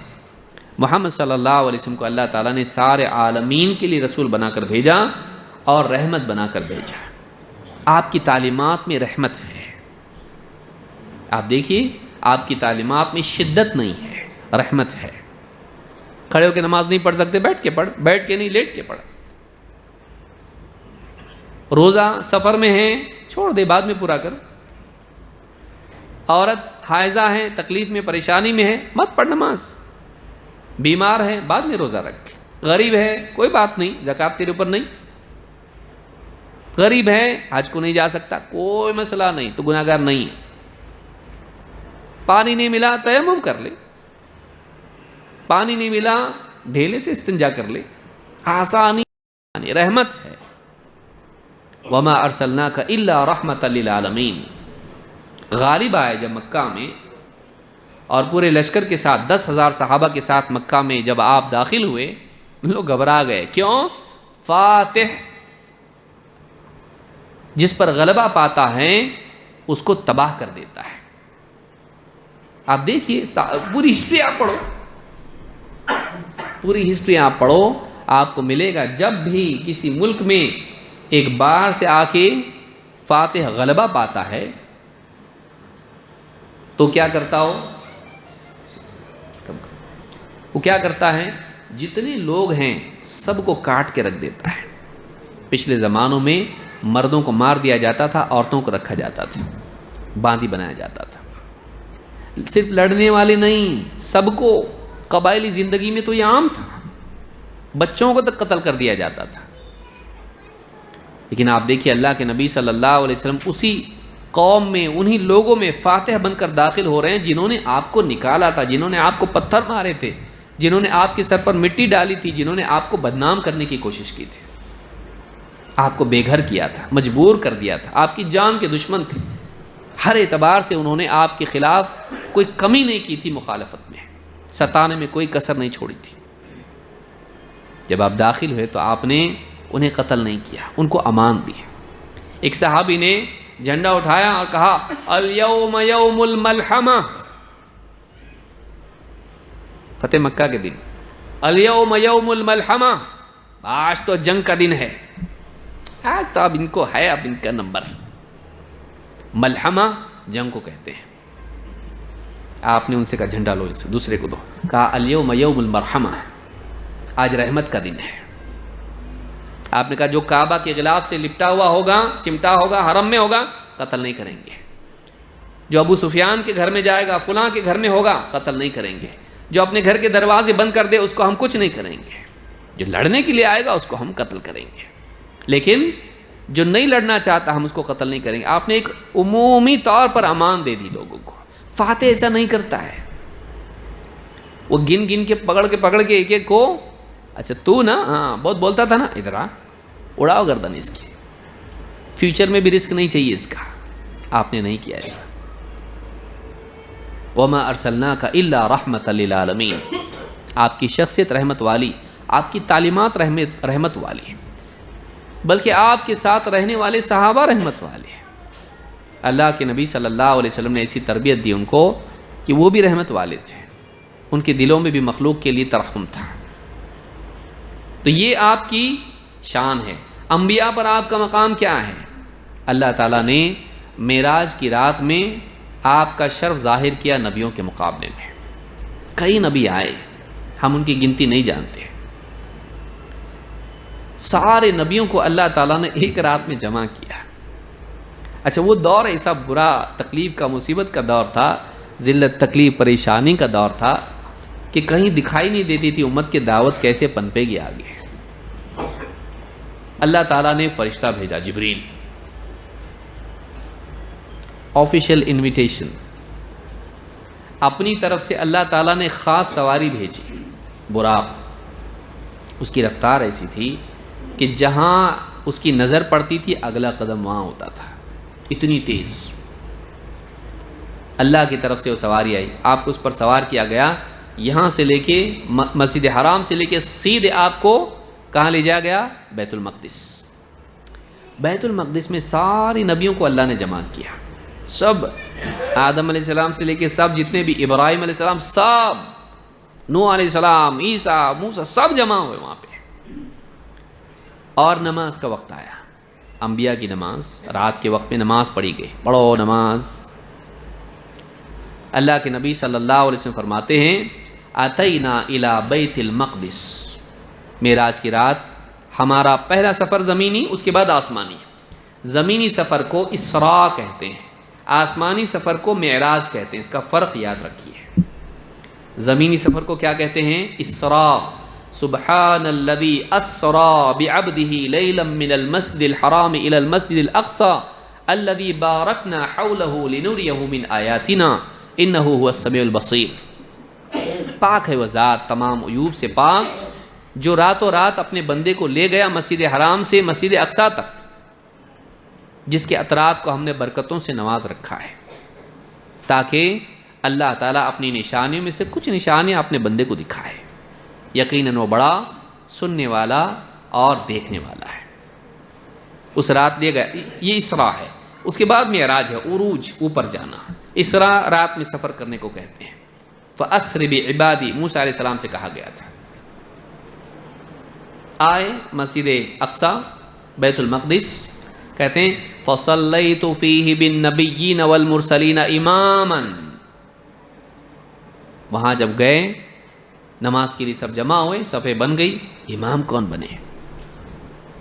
اللہ کی طرف سے جبریل موجود ہے، سب جان رہے ہیں کہ بھئی یہ اللہ کی طرف سے ہی بتائیں گے کون بنے گا امام۔ آگے کیا گیا کس کو؟ محمد الرسول اللہ صلی اللہ علیہ وسلم کو۔ آپ کی اقتداء میں آدم علیہ السلام جو ساری انسانیت کے باپ، پہلا انسان، ابراہیم علیہ السلام جو آپ کے دادا دادا دادا کے اوپر دادا، اور عیسیٰ علیہ السلام جن کو اللہ تعالیٰ نے اتنا بڑا مقام دیا ہے، اور موسیٰ علیہ السلام جن سے اللہ نے خود کلام کیا، سارے نبی سب کے سب موجود ہیں، اور پیچھے مقتدی ہیں۔ امام کون ہیں؟ محمد الرسول اللہ صلی اللہ علیہ وسلم۔ یہ اس بات کا اظہار تھا کہ اب امامت ان کے ہاتھ میں ہے۔ تمہارے گھر کے آنگن میں آ کے یہ تمہاری امامت کریں گے۔ وہاں کیوں جمع کیا؟ کیونکہ بیت المقدس میں پچھلے سارے نبی وہیں آتے تھے، ان کے گھر میں گئے، وہاں گئے، ان کے علاقے میں گئے، اور ان کے علاقے میں جا کر ان کی امامت اللہ نے ان کو کرائی، محمد رسول اللہ صلی اللہ علیہ وسلم کو۔ اس کے بعد فرماتے ہیں ثم عرج بی الی السماء الدنیا، پھر اس کے بعد مجھے آسمان دنیا کی طرف لے جایا گیا۔ ابن جریر الطبری نے اپنی تفسیر میں اس روایت کو ذکر کیا اور اس کی سند صحیح ہے۔ سارے نبیوں کے سردار، سارے نبیوں کے امام، اللہ تعالیٰ نے آپ کی چاہت پر قبلہ تبدیل کر دیا۔ یہ مقام محمد صلی اللہ علیہ وسلم کا۔ اللہ کے نبی صلی اللہ علیہ وسلم چاہتے تھے، جب مدینہ چلے گئے تو آپ کی چاہت تھی کہ قبلہ اب بدل جانا چاہیے۔ وہ قبلہ جو پہلا قبلہ تھا، اللہ کا گھر مسجد حرام، جسے آدم علیہ السلام نے نئے طور سے بنایا تھا، اس گھر کو قبلہ بننا چاہیے۔ چاہت آپ کے دل میں یہ تھی۔ مسجد بیت المقدس سے ہٹ کے قبلہ کدھر ہو؟ کعبہ ہو۔ لیکن اپنے دل سے تو کچھ کر نہیں سکتے تھے۔ کیوں؟ اس لیے کہ پچھلی ساری امتیں بیت المقدس ہی کو قبلہ مان کے چلتی تھیں اور وہی نماز پڑھتے تھے، خود سے فیصلہ نہیں لے سکتے تھے، کیونکہ آپ پابند تھے، تابع تھے اللہ کے حکم کے۔ اللہ تعالیٰ نے قرآن کریم میں آیت نازل کی، 17 یا 16 مہینے تک قبلہ وہی رہا، ہجرت کے بعد بھی بیت المقدس۔ اس کے بعد اللہ نے آیت نازل کی، قد نرى تقلب وجهك في السماء فلنولينك قبلة ترضاها فول وجهك شطر المسجد الحرام وحيثما كنتم فولوا وجوهكم شطره۔ قد نرى تقلب وجهك في السماء، آیت کا انداز آپ دیکھیے۔ قد نرى، ہم دیکھ رہے ہیں نبی، آپ کے چہرے کا بار بار آسمان کی طرف اٹھنا، بار بار آسمان کی طرف آپ دیکھتے، اللہ فیصلہ نازل کر دے، قبلہ ادھر کر دے، ادھر کر دے۔ اللہ کی طرف سے وحی کے انتظار میں جبریل آ جائیں، جبریل آ جائیں، آ جائیں، کل آئیں۔ ہم بار بار آپ کے چہرے کا آسمان کی طرف اٹھنا دیکھ رہے ہیں، ہم دیکھ رہے ہیں۔ فَلَنُوَلِّيَنَّكَ قِبْلَةً تَرْضَاهَا، تو اے نبی لیجئے، ہم قبلہ آپ کی مرضی کے مطابق وہیں کر دیتے ہیں جس میں آپ کی چاہت ہے۔ فَلَنُوَلِّيَنَّكَ قِبْلَةً، ہم آپ کو اسی قبلے کی طرف پھیر دیتے ہیں، ترضاها، یہ لفظ یاد رکھیں، ترضاها، جس میں آپ کی رضا ہے، اللہ رب العالمین قبلہ نبیوں کا قبلہ تبدیل کر رہا ہے. کس کی رضامندی کے طور پر؟ محمد رسول اللہ صلی اللہ علیہ وسلم کے. آپ راضی ہو جاؤ، بدل دے دیں ہم قبلہ. ہم کیا کر رہے ہیں؟ آپ بدل دیتے ہیں. آپ کی مرضی اسی میں ہے نا، آپ کے لیے قبلہ ادھر کر دیتے ہیں. فَوَلِّ وَجْهَكَ شَطْرَ الْمَسْجِدِ الْحَرَامِ. تو اے نبی آپ اب اس کے آگے اپنا چہرہ مسجد حرام کی طرف کر دینا. جب بھی نماز پڑھو گے مسجد حرام کی طرف رخ کرنا. اور پھر مسلمانوں سے بھی کہا، اہل ایمان سے بھی کہا. کیا کہا؟ وَحَيْثُمَا كُنْتُمْ فَوَلُّوا وُجُوهَكُمْ شَطْرَهُ. تم اے ایمان والو، پہلے تو حکم نبی کو آیا، نبی کے ساتھ الگ سے ایمان والوں کو بھی حکم دیا. یہ خاص نبی کے لیے نہیں ہے، سب کے لیے ہو گیا، آپ قیامت تک کے لیے. تو اے ایمان والو، تم بھی جہاں کہیں ہو، دنیا کے کسی بھی حصے میں ہو، تم اپنا چہرہ کہاں کرنا؟ نماز میں مسجد حرام کی طرف. حرم میں آپ دیکھیے پورے کے پورے کعبہ کی طرف، اور پھر اس کے باہر پوری دنیا میں، پوری دنیا کا مرکز ایک کر دیا. اور جغرافیکلی آپ دیکھیے تو عجیب بات یہ ہے کہ کعبہ جو ہے پوری دنیا کا سینٹر ہے. جغرافی کے ماہرین نے بات کہی ہے کہ دنیا کو اگر دیکھیں گے ہم لوگ ایسا پورا، تو ایسے دکھائی دیتا کہ ایک دم بیچ میں ہی ہے. ساری دنیا اس طرف رک کر کے نماز پڑھیں گے. آپ کی چاہت کو اللہ تعالیٰ نے دیکھتے ہوئے قبلہ تبدیل کر دیا، پورے نبیوں کا قبلہ. معمولی بات نہیں، اس کے اوپر فتنہ ہو گیا عرب میں، کئی لوگ مرتد بھی ہو گئے. یہ کیسا نبی، اتنے سارے پچھلے نبی وہ قبلے والے تھے، یہ چینج کیا، یہ صحیح نہیں دکھتا ہم کو. یہ آزمائش تھی ان لوگوں کے لیے کہ واقعی وہ نبی کو سچا مانتے کہ نہیں مانتے ہیں، یا پرمپرا کو اصل مانتے ہیں. ہاں ہے کہ نہیں؟ ہاں، نبیوں کی پرمپرا کو چینج کیا، یہ سچا نبی نہیں ہو سکتا. یہ ہمارے یہاں بھی یہ بیماری ہوتی ہے کہ وہ سنت جو پرمپرا کے مطابق ہو تب تو ٹھیک ہے، جو پرمپرا سے ہٹ کے ہو، سماج کے بہاؤ سے ہٹ کے سنت کوئی آئے، بھائی اس میں بہت جوتے پڑنے والے ہیں. ہاں نہیں، گالیاں کھائیں گے، مار پیٹ ہوگی. ہم کو لوگ نہیں، نکاح میں، جنازے میں جو چل رہا چلنے دو، نیا کچھ کرو مت. ارے بھائی نیا نہیں، تو نیا ہے، سنت نہیں ہے، تیرے باپ دادا سے بھی پرانی ہے سنت، تو وہ چھوڑ کے الگ کرتا ہے. اس وقت میں فتنہ ہو گیا. لوگوں نے کیا کیا؟ نہیں، یہ سچا نبی نہیں ہو سکتا. اتنے سارے نبیوں کا قبلہ تبدیل کرا دی، یہ صحیح نہیں دکھ رہا ہم کو. کئی لوگ ماننے والے شک میں آ گئے، اور کئی لوگ انکار بھی کرنے لگے. تو اس طرح کے معاملات جب ہوئے تو اللہ رب العالمین نے نبی کرم صلی اللہ علیہ وسلم کے لیے اور بھی وحی نازل کی. اور پھر اس کے بعد میں اللہ تعالیٰ نے ثابت کیا کہ واقعی ایمان والے ہیں، جو پکے ایمان والے ہیں. یہ کیا ہے؟ یہ آزمائش تھی ان کے لیے، یہ اللہ کی طرف سے ایک آزمائش تھی. آپ سورہ بقرہ میں اس کو پڑھ سکتے ہیں، دوسرے پارے کی شروعات سے آپ پڑھتے جائیے، سیقول سبحا سے یہ سارا واقعہ وہاں اللہ نے بیان کیا ہے. اسی طرح سے اللہ رب العالمین نے شرف بخشا محمد الرسول اللہ صلی اللہ علیہ وسلم کو کہ اللہ تعالیٰ نے آپ کو ایک ایسی عظیم الشان کتاب دی جو لوگوں کو حیرت میں ڈال دیتی ہے، عربوں کو بھی، سائنسدانوں کو بھی، اور عام انسانوں کو بھی، کہ اسلام کے زوال کے یعنی مسلمانوں کے زوال کے دور میں بھی جس کتاب کی عظمت اپنی جگہ باقی ہے. آج کتنے مسلمان ہوتے ہیں، لوگ غیر مسلم ہوتے ہیں، وہ دیکھ رہے ہیں مسلمان، ارے باپ رے مسلمان بہت مصیبت ہے اس میں، بگڑا ہوا، شراب، جوا، مار پیٹ، گالی گلوچ، پان کھا کے توکنے سے لے کے جھگڑا کرنا سے لے کے، مسلمان بہت تکلیف دیتا ان کی. اور اس میں میڈیا نے اور زیادہ بڑھا دیا، مسلمان بھیانک، دہشت گرد، ایسا ویسا، حقوق نہیں دیتے، عورتوں کا معاملہ ان کے پاس ایسا. میڈیا پوری طاقت لگا کے، جو بگڑا ہوا میڈیا ہے، پوری طاقت لگا کے اسلام کو غلط ثابت کرنا، محمد صلی اللہ علیہ وسلم کی شخصیت کو داغدار کرنے کی کوشش کرنا، قرآن کے بارے میں لوگوں کو کنفیوز کرنا. یہ دہشت گردی کی کتاب ہے، یہ جاہلیت کے دور کی کتاب ہے، آج کے دور میں نہیں چلے گی. بڑا طبقہ ایک ایسا کرتا. لیکن آپ دیکھیں گے کہ لوگ قرآن جب پڑھتے ہیں مسلمان ہوتے ہیں، وہ دیکھتے ہیں یہ کتاب ایسی کیسی کتاب ہے جو میرے دل کے سوالات کا جواب دے رہی ہے، اور رو دیتے ہیں قرآن پڑھ کے۔ واقعی یہ قرآن بہت زبردست کتاب ہے کہ ایسی کتاب اللہ تعالیٰ نے پیارے رسول صلی اللہ علیہ وسلم کو دی کہ مسلمانوں کے زوال کے دور میں بھی مسلمانوں کے لیے وہ عزت کا ذریعہ ہے، کہ جس کو اپنی عظمت منوانے کے لیے کسی اور چیز کی ضرورت نہیں، حکومت کی ضرورت نہیں ہے۔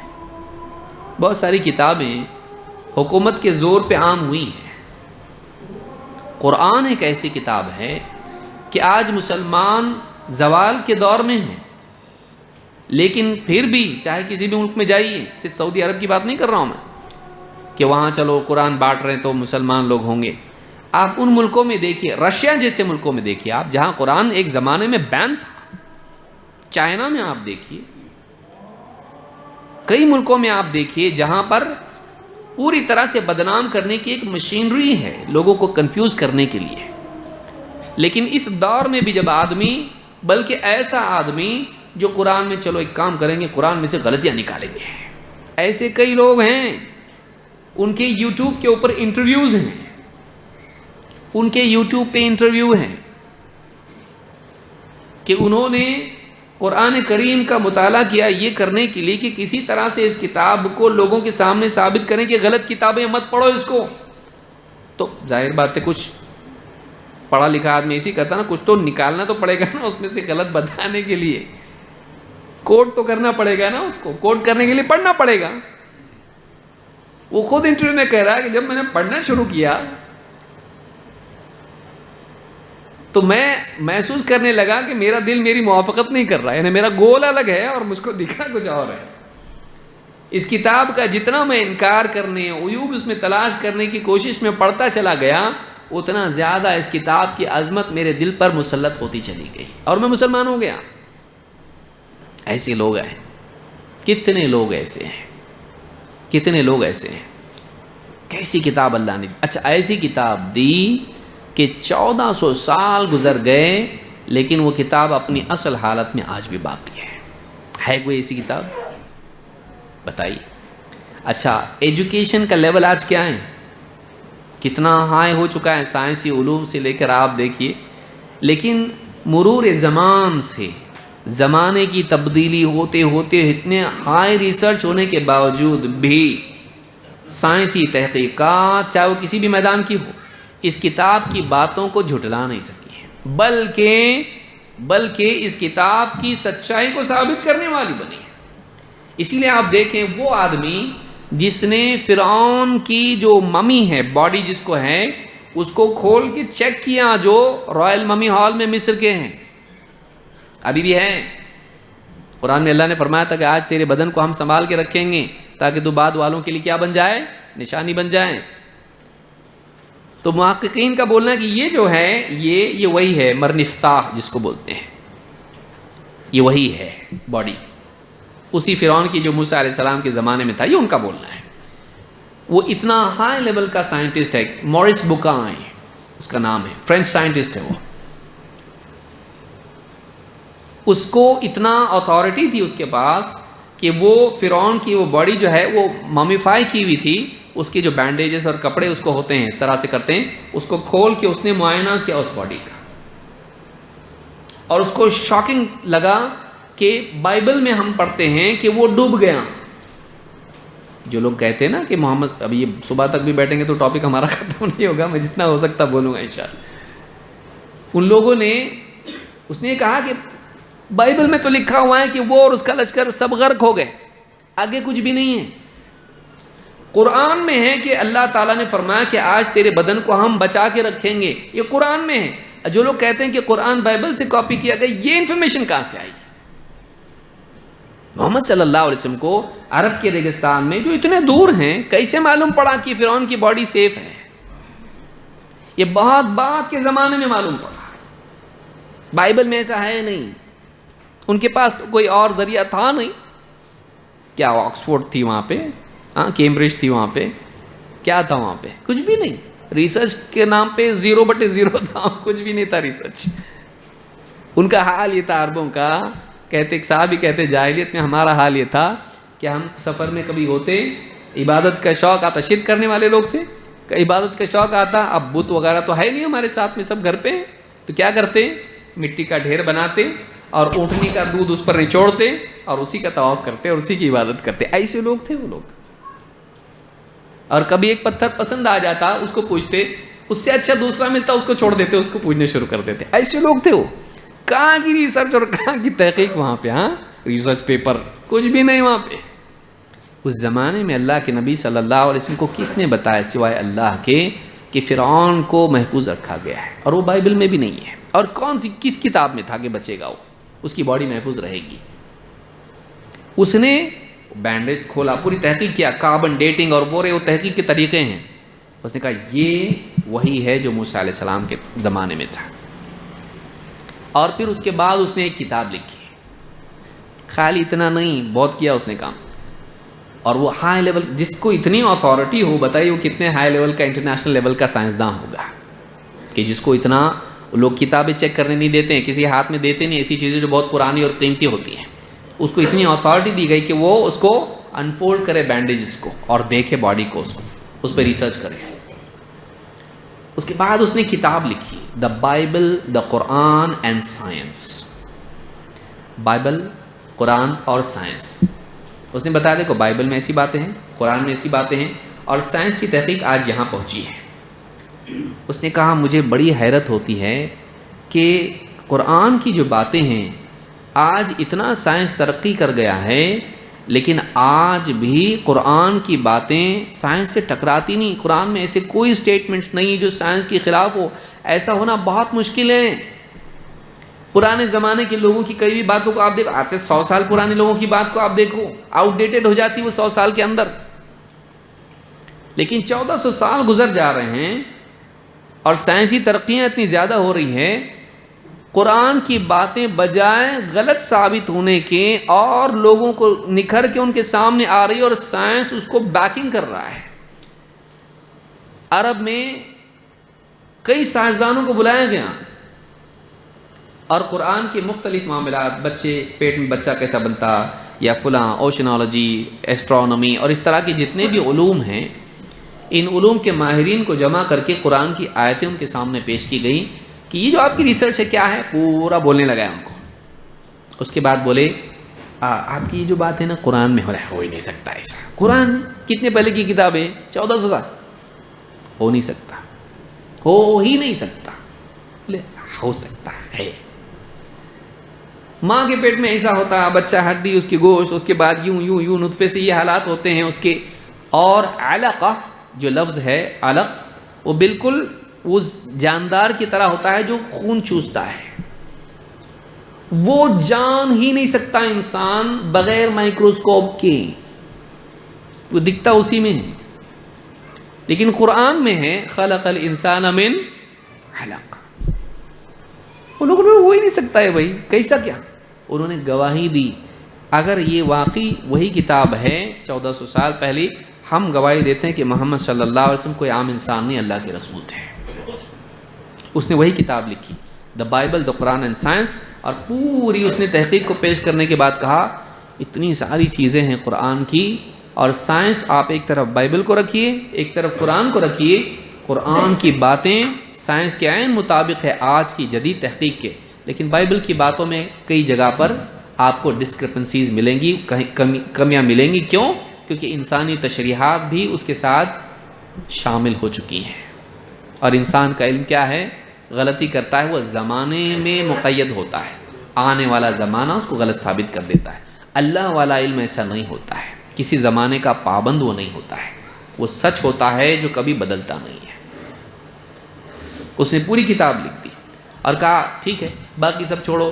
جس کو واقعی پروف دیکھنا ہو قرآن کے اللہ کی کتاب ہونے اور محمد صلی اللہ علیہ وسلم کے رسول ہونے کا، وہ چپ چاپ مصر کے رائل ممی ہاؤس میں جائیں اور فرعون کی باڈی کو دیکھے. یہ قرآن کا ثبوت ہے کہ قرآن اللہ کی کتاب. اس نے اپنی کتاب کے آخری پیراگراف میں لکھا ہے ایسی کتاب اللہ نے دی کہ زمانوں کے گزرنے کے بعد بھی اس کی سچائی پر فرق نہ آئے، اس کی سچائی پر کوئی فرق. اور آپ دیکھیے ایسی کتاب دی کہ جس کی زبان آؤٹ ڈیٹڈ نہیں ہوتی.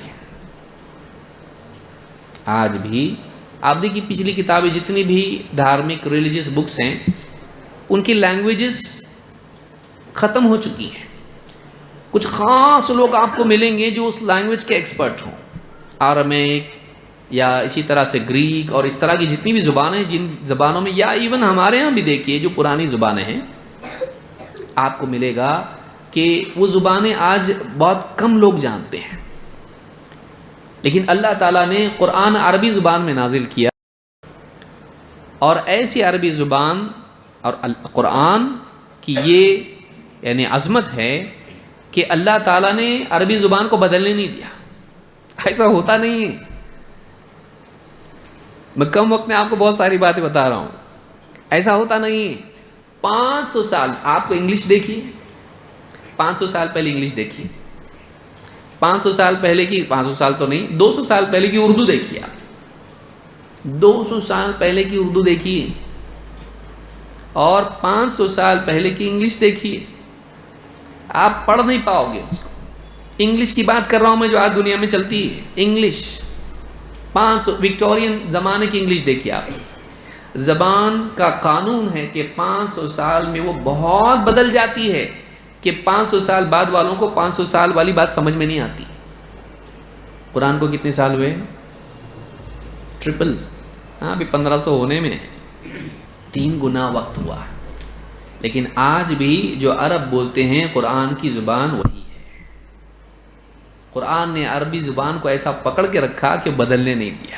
وہی زبان عربی ہے. ٹھیک ہے تھوڑے بہت انگلش کے الفاظ اس کے اندر عربک ہو گئے ہیں، وہ ایکسٹرا ہیں، مطلب اصل عربی چینج نہیں ہوئی. تاکہ کل کو کوئی آدمی قرآن کو سمجھنے کے لیے، کیونکہ اب کوئی نبی آنے والا نہیں،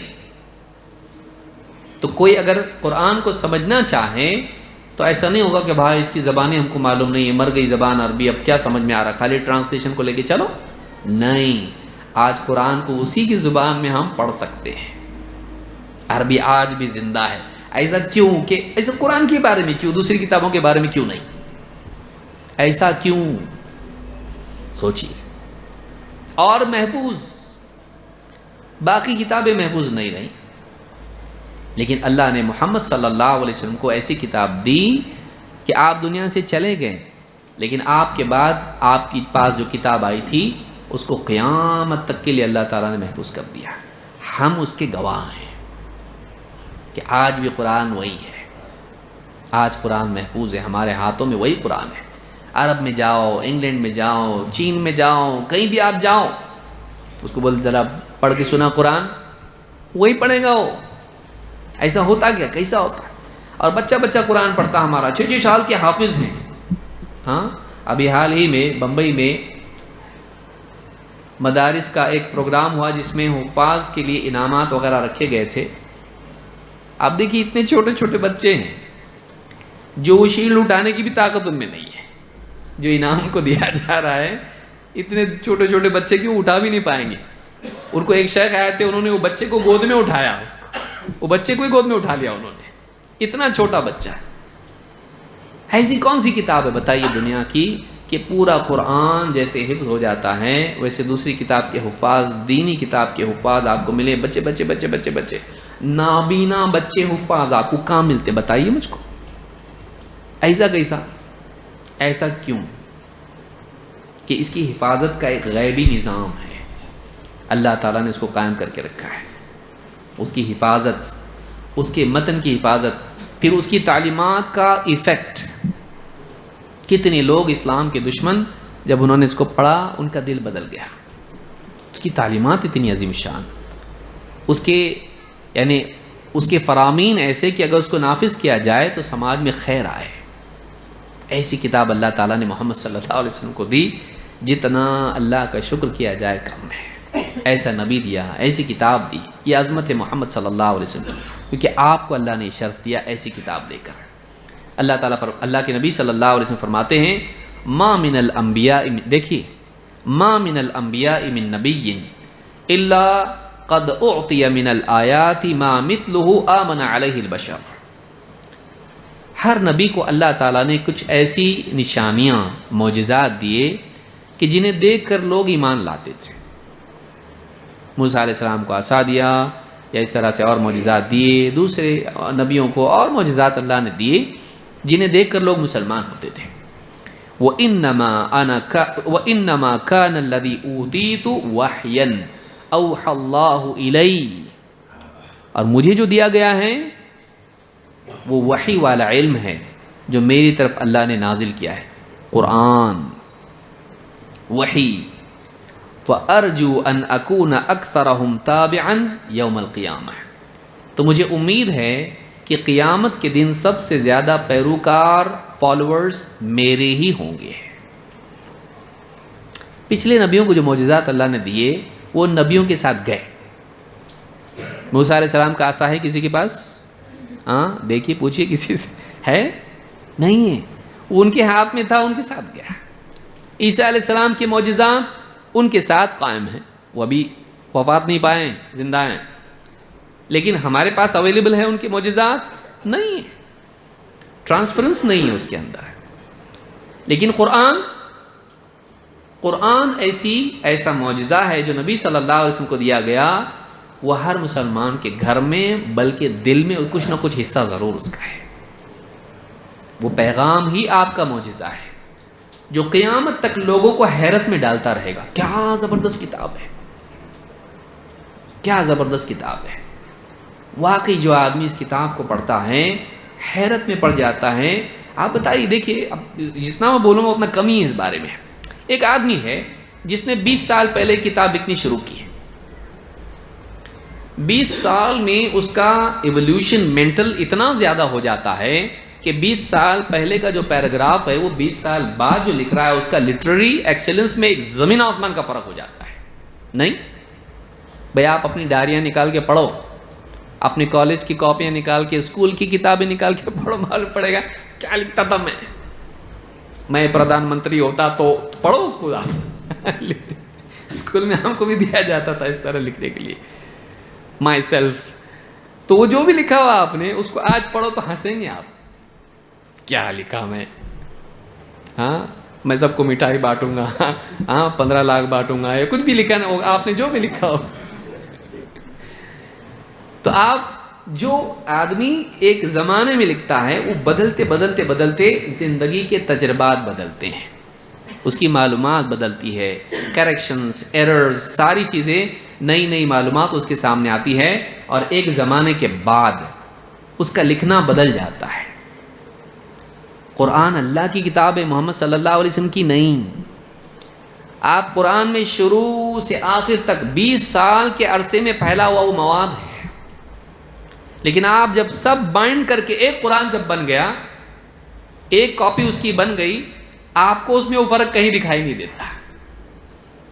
آپ کو کبھی فیل نہیں ہوتا یہ پرانا لگ رہا ہے، یہ نیا لگ رہا ہے، یہ تھوڑا زیادہ ماڈیفائڈ ہے، یہ تھوڑا ایسا ہے. ایسا کہیں نہیں لگتا آپ کو. جو ایکسیلنس مکی صورتوں میں ہے وہی مدنی صورتوں میں، وہ جو ٹون اس کا ہے کہ اوپر سے کوئی بول رہا ہے. واقعی قرآن جب پڑھتے ہیں آپ کو خود محسوس ہوتا ہے کہ یہ اوپر سے آیا ہے، جو زمانے کا پابند نہیں ہے، جس کا علم زمانے کے اعتبار سے گرو نہیں ہوتا ہے، جو سب کچھ جاننے والا ہے. وہی بادشاہ کا انداز جو شروع میں ہے، وہی اقرا بسم ربک، پہلی وہی میں جو ہے وہی آپ کو آخری میں دکھائی دے گا. اور سارے کو جوڑ کے جب ایک ساتھ ایک قرآن ایک کاپی میں آپ دیکھتے ہیں اور پڑھتے چلے جاتے ہیں شروع سے اخیر تک، آپ کو کہیں محسوس نہیں ہوتا کہ اس میں زمانے کا کوئی دخل ہے. یہ واقعی سمجھنے والا سمجھتا ہے. کیسی زبردست کتاب ہے. اور پھر حدیث پر اگر آپ آئیں، اور یہ میں سمجھتا ہوں آخری بات کر کے اپنی بات ختم کروں گا، کیونکہ اور باتیں تھی لیکن ٹھیک ہے، یہ آج کے لیے یہی کافی ہے. حدیث پر اگر آپ آئیں تو اللہ تعالیٰ نے ایسا غیبی نظام کیا نبی صلی اللہ علیہ وسلم کے لیے کہ آپ کی باتیں جیسی محفوظ ہوئیں، کسی اور کی بات ایسی محفوظ نہیں ہے. ایسا کیوں؟ نبی صلی اللہ علیہ وسلم کے بارے میں ایسا کیوں بھائی، اور کسی کے بارے میں کیوں نہیں؟ آپ اللہ کے نبی اور رسول تھے. آج کا کوئی مشہور سے مشہور آدمی کتنی انگلیوں سے کھاتا، کون سی کروٹ پہ سوتا، بتاؤ آپ، ہے گھر سے نکلتا تو کیا بول کے نکلتا, ہاں گھر میں جاتا تو کیا کرتا, سب سے پہلے کیا کرتا گھر میں جا کے, کیا اس کو پسند ہے کھانے میں, کیا پسند نہیں. سب سے فیمس آج کون سا دور ہے بتائیے؟ آدمی چھینکا تو دنیا میں خبر جاتی ٹویٹر پہ, ادھر ادھر, ہاں فیس بک پہ. ایسا دور ہے جس میں ایک انسان اپنے آپ کو چھپا نہیں سکتا. لیکن دنیا کی سب سے مشہور شخصیت کو آپ لیجیے اور اس کے بارے میں مجھ کو ان سوالات کے جواب دیجیے. اور 1400 سال پہلے کے محمد صلی اللہ علیہ وسلم کو آپ دیکھیے, مسجد میں کون سا قدم پہلے رکھتے تھے, گھر میں آتے تو سب سے پہلے آپ مسواک کرتے تھے, کروڑ بدلتے تو یہ دعا پڑھتے تھے, اور اٹھنے کے بعد آپ یہ کرتے تھے, استنجا جاتے تھے تو یہ دعا پڑھتے تھے, باہر آتے تھے تو یہ پڑھتے تھے, وضو کیسا کرتے تھے, اور آپ چھینکتے تو کیا دعا پڑھتے تھے, آپ نماز میں سب سے پہلے کیا پڑھتے تھے, تہجد کی کتنی رکعت پڑھتے تھے, آپ نے حج کیسے کیا, آپ روزہ کیسا رکھتے تھے, آپ کا تکیہ کیسا تھا, آپ کا برتن کیسا تھا, آپ کی اونٹنی کا نام کیا تھا, آپ کی بیویوں کا حال کیا تھا, گھر کا حال کیا تھا, دیواریں کیسی تھی گھر کی, مسجد آپ کی کیسی تھی, سب سے پہلے آپ نے کیا کیا, پھر آپ نے کیا کیا, پھر آپ نے کیا کیا. کوئی اور ہے ایسا کیسا ہوتا؟ اللہ تعالیٰ نے ایسا زمانہ آپ کو دیا جہاں علم کے اسباب بالکل نہیں تھے, لیکن ایسے لوگ تھے جنہوں نے آپ کی ہر حرکات, تمام حرکات و سکنات کو ذکر کیا, آپ کی خاموشیوں کو بھی ذکر کیا. فسکت النبی صلی اللہ علیہ وسلم, آپ کی خاموشیوں کو بھی ذکر کیا, آپ کے اقوال کو ذکر کیا, اور ایک نسل سے دوسری نسل تک پہنچایا. پھر محدثین کو اللہ نے کھڑا کیا جنہوں نے سندیں, یہ بات نبی کی کس نے کس سے سنی, کس نے کس سے سنی, کس نے کس سے سنی, تاکہ کل کو کوئی آدمی بولے اے تم اپنی طرف سے کچھ بھی بول دے رہے, نبی کا نام لکھے. ہمارے پاس سند ہے, کسی اور قوم کے پاس یہ نہیں ہے, کسی اور قوم کے پاس سند کا علم نہیں ہے. یہ مستشرقین بھی اقرار اس کا کر چکے ہیں. ایسی کوئی قوم نہیں ہے جنہوں نے چین آف نیریشن کو بھی یاد کیا. بھائی آپ بھی بولتے ایسا کہ مجھ سے احمد بھائی نے بولے, اور ان سے زید بھائی نے بتایا تھے ان کو, اور ان کو فلاں نے بتایا تھا, ان کو فلاں نے کہ کل ایسا ہے. ایسا بتاتے آپ نہیں. نیوز, بڑے بڑے نیوز کے چینل ہیں, آپ کا اس بارے میں کیا دیکھا آپ نے, تحقیقی نہیں, کچھ بولنے والا کچھ بھی بول رہا, یہ بھی نہیں آپ تھے کیا ادھر, نہیں. تحقیق کا سٹینڈرڈ کیا ہے آپ دیکھیے کہ نبی کریم صلی اللہ علیہ وسلم کی بات بیان کرنے والا ایک دوسرے سے ملے ہوئے ہونا چاہیے, بیچ میں کوئی غائب نہیں ہونا چاہیے. چین آف نیریشن میں ہر آدمی کی یادداشت اچھی ہونی چاہیے, ہر آدمی تقویٰ والا ہونا چاہیے تاکہ جھوٹ نہ بولیں, دھوکہ نہ دیں. کیریکٹر کا اچھا, یادداشت کا اچھا, اور ایک دوسرے سے ملے ہوئے, تب جا کر وہ حدیث مانیں گے. اور پھر اتنا ہو کے بھی اتنی ساری حدیث ہیں, صرف مسند احمد میں 30,000 حدیثیں ہیں, صرف مسند احمد میں 30,000 حدیثیں. رائل نبی صلی اللہ علیہ وسلم کا محفوظ کر کے ہم کو محدثین نے دیا, جو صحابہ سے شروع ہوا تھا. ہر چیز دیکھتے تھے. بچہ بچہ نبی صلی اللہ علیہ وسلم کے ساتھ اللہ نے ایسا لگا دیا کہ وہ آپ کی ہر بات کو دیکھتا تھا. ابن عباس رضی اللہ تعالیٰ عنہ کہتے ہیں, نوجوان تھے, کم عمر تھے, ابھی بھی بالغ ہوئے تھے, کہا کہ میں دیکھنا چاہتا تھا اللہ کے نبی صلی اللہ علیہ وسلم رات میں کیسی نماز پڑھتے تھے, کیسی نماز پڑھتے ہیں, میں دیکھنا چاہتا تھا. چونکہ اللہ کے نبی صلی اللہ علیہ وسلم گھر میں نماز پڑھتے تھے, تو اپنی حضرت میمونہ رضی اللہ تعالیٰ عنہ کے یہاں گئے, رات میں وہیں قیام کیا اور جاگتے رہے. نبی صلی اللہ علیہ وسلم نیند سے اٹھے, کہتے ہیں آپ نے آنکھیں ملی نیند سے اٹھنے کے بعد, پھر اٹھے, باہر گئے, اور آپ نے آیتیں پڑھی آل عمران کی اخیر کی, پھر اندر آئے, مسواک کیا, وضو کیا, اور نماز کے لیے کھڑے. کئی مرتبہ ایسا کیا, پھر نماز کے لیے کھڑے ہوئے, کہتے میں بھی اسی کیا, میں بھی اٹھا, میں نے بھی اپنی آنکھیں ملی, اور میں بھی وضو کر کے آپ کے بازو آ کے کھڑا ہو گیا. بچہ بچہ نبی صلی اللہ علیہ وسلم کے عمل کو دیکھنے کے لیے کوشش کرتا تھا, اپنی نیند قربان کر کے دیکھتا تھا کہ کیسا عمل ہے آپ کا. ایسے لوگ لگا دیے, اور انہوں نے آپ کی زندگی کے تمام معاملات کو محفوظ کر کے رکھ دیا. آج ہم شکر گزار ہیں صحابہ کے, سب سے پہلے تو اللہ کے, اس کے بعد صحابہ کے اور محدثین کے, جنہوں نے نبی کریم صلی اللہ علیہ وسلم کی زندگی کا کوئی گوشہ ہمارے لیے نہیں چھوڑا کہ جو ہم کو اندھیرے میں رہے. ہر حصہ آپ کی زندگی کا ہمارے سامنے. ایسے نبی ہم کو ملے کہ ہم کو پیشاب پاخانے سے لے کے وضو سے لے کے کھانا پینا، تجارت، لوگوں کے ساتھ سلوک اور حکومت اور گورنمنٹس کے آپس کے ریلیشنز اور حدود، سزائیں، ہر میدان میں آپ کی تعلیمات موجود ہیں۔ ایسی شخصیت ہم کو ملی ہے، ہم کو قدر کرنا چاہیے۔ صرف نعرے لگا کہ ہم محبت کا حق ادا کر دیں اور بدعات اور شرکیات میں پڑے رہیں، اچھی بات نہیں ہے۔ جی جان سے محبت ہونی چاہیے، لیکن محبت کا تقاضا کیا ہے کہ نبی اکرم صلی اللہ علیہ وسلم کی سنت کی اتباع کی جائے۔ اللہ کے نبی صلی اللہ علیہ وسلم نے فرمایا، اس ذات کی قسم والذی نفسی بیدی، اس ذات کی قسم جس کے ہاتھ میں میری جان ہے، لو بدا لکم موسیٰ فاتبعتموہ وترکتمونی لضللتم عن سواء السبیل، اگر آج موسیٰ علیہ السلام ظاہر ہو جاتے اور تم مجھے چھوڑ کے ان کے پیچھے چلنے لگ جاتے، تم سیدھے راستے سے بھٹک جاتے۔ وَلَوْ كَانَ حَيًّا وَأَدْرَكَ نُبُوَّتِي لَاتَّبَعَنِي، اگر آج موسیٰ علیہ السلام بھی زندہ ہوتے اور میری نبوت پاتے تو میری ہی پیروی کرتے۔ ایک روایت میں مَا حَلَّ لَهُ إِلَّا أَن يَتَّبِعَنِي، میری اتباع کرنے کے سوا کوئی چیز ان کے لیے حلال نہیں ہوتی ہے۔ ایسا نبی کہ موسیٰ بھی آ جائے تو ان کے پیچھے چلنا پڑے گا، اس کی اتباع ہم نہ کریں، کتنے بدقسمت ہیں۔ یہود و نصارہ کے طریقے پہ چلیں، قوموں کی مشابہت کریں، ان جیسے بننے کی کوشش کریں، بہت ماڈرن بنیں، یہ ہمارے لیے طریقہ نہیں ہے۔ ماڈرن بننا ہے ہم کو ٹیکنالوجی میں، لیکن زندگی گزارنے کے طریقے کے اعتبار سے، رہن سہن اور آداب اور اخلاق کے اعتبار سے ہم کو محمد رسول اللہ صلی اللہ علیہ وسلم کے پیچھے چلنا ہے۔ اللہ رب العالمین ہم سب کے سینے کو محمد صلی اللہ علیہ وسلم کی محبت سے بھر دے، اور آپ کی تعظیم اور آپ کے احترام سے بھر دے، اور آپ صلی اللہ علیہ وسلم کی تعلیمات کی پیروی کرنے والا ہم سب کو بنائیں، اسلام سے، قرآن سے، رسول اکرم صلی اللہ علیہ وسلم کے فرمان سے چمٹے رہنے والا ہم کو بنائیں۔ اقول ھذا واستغفر اللہ لی ولکم۔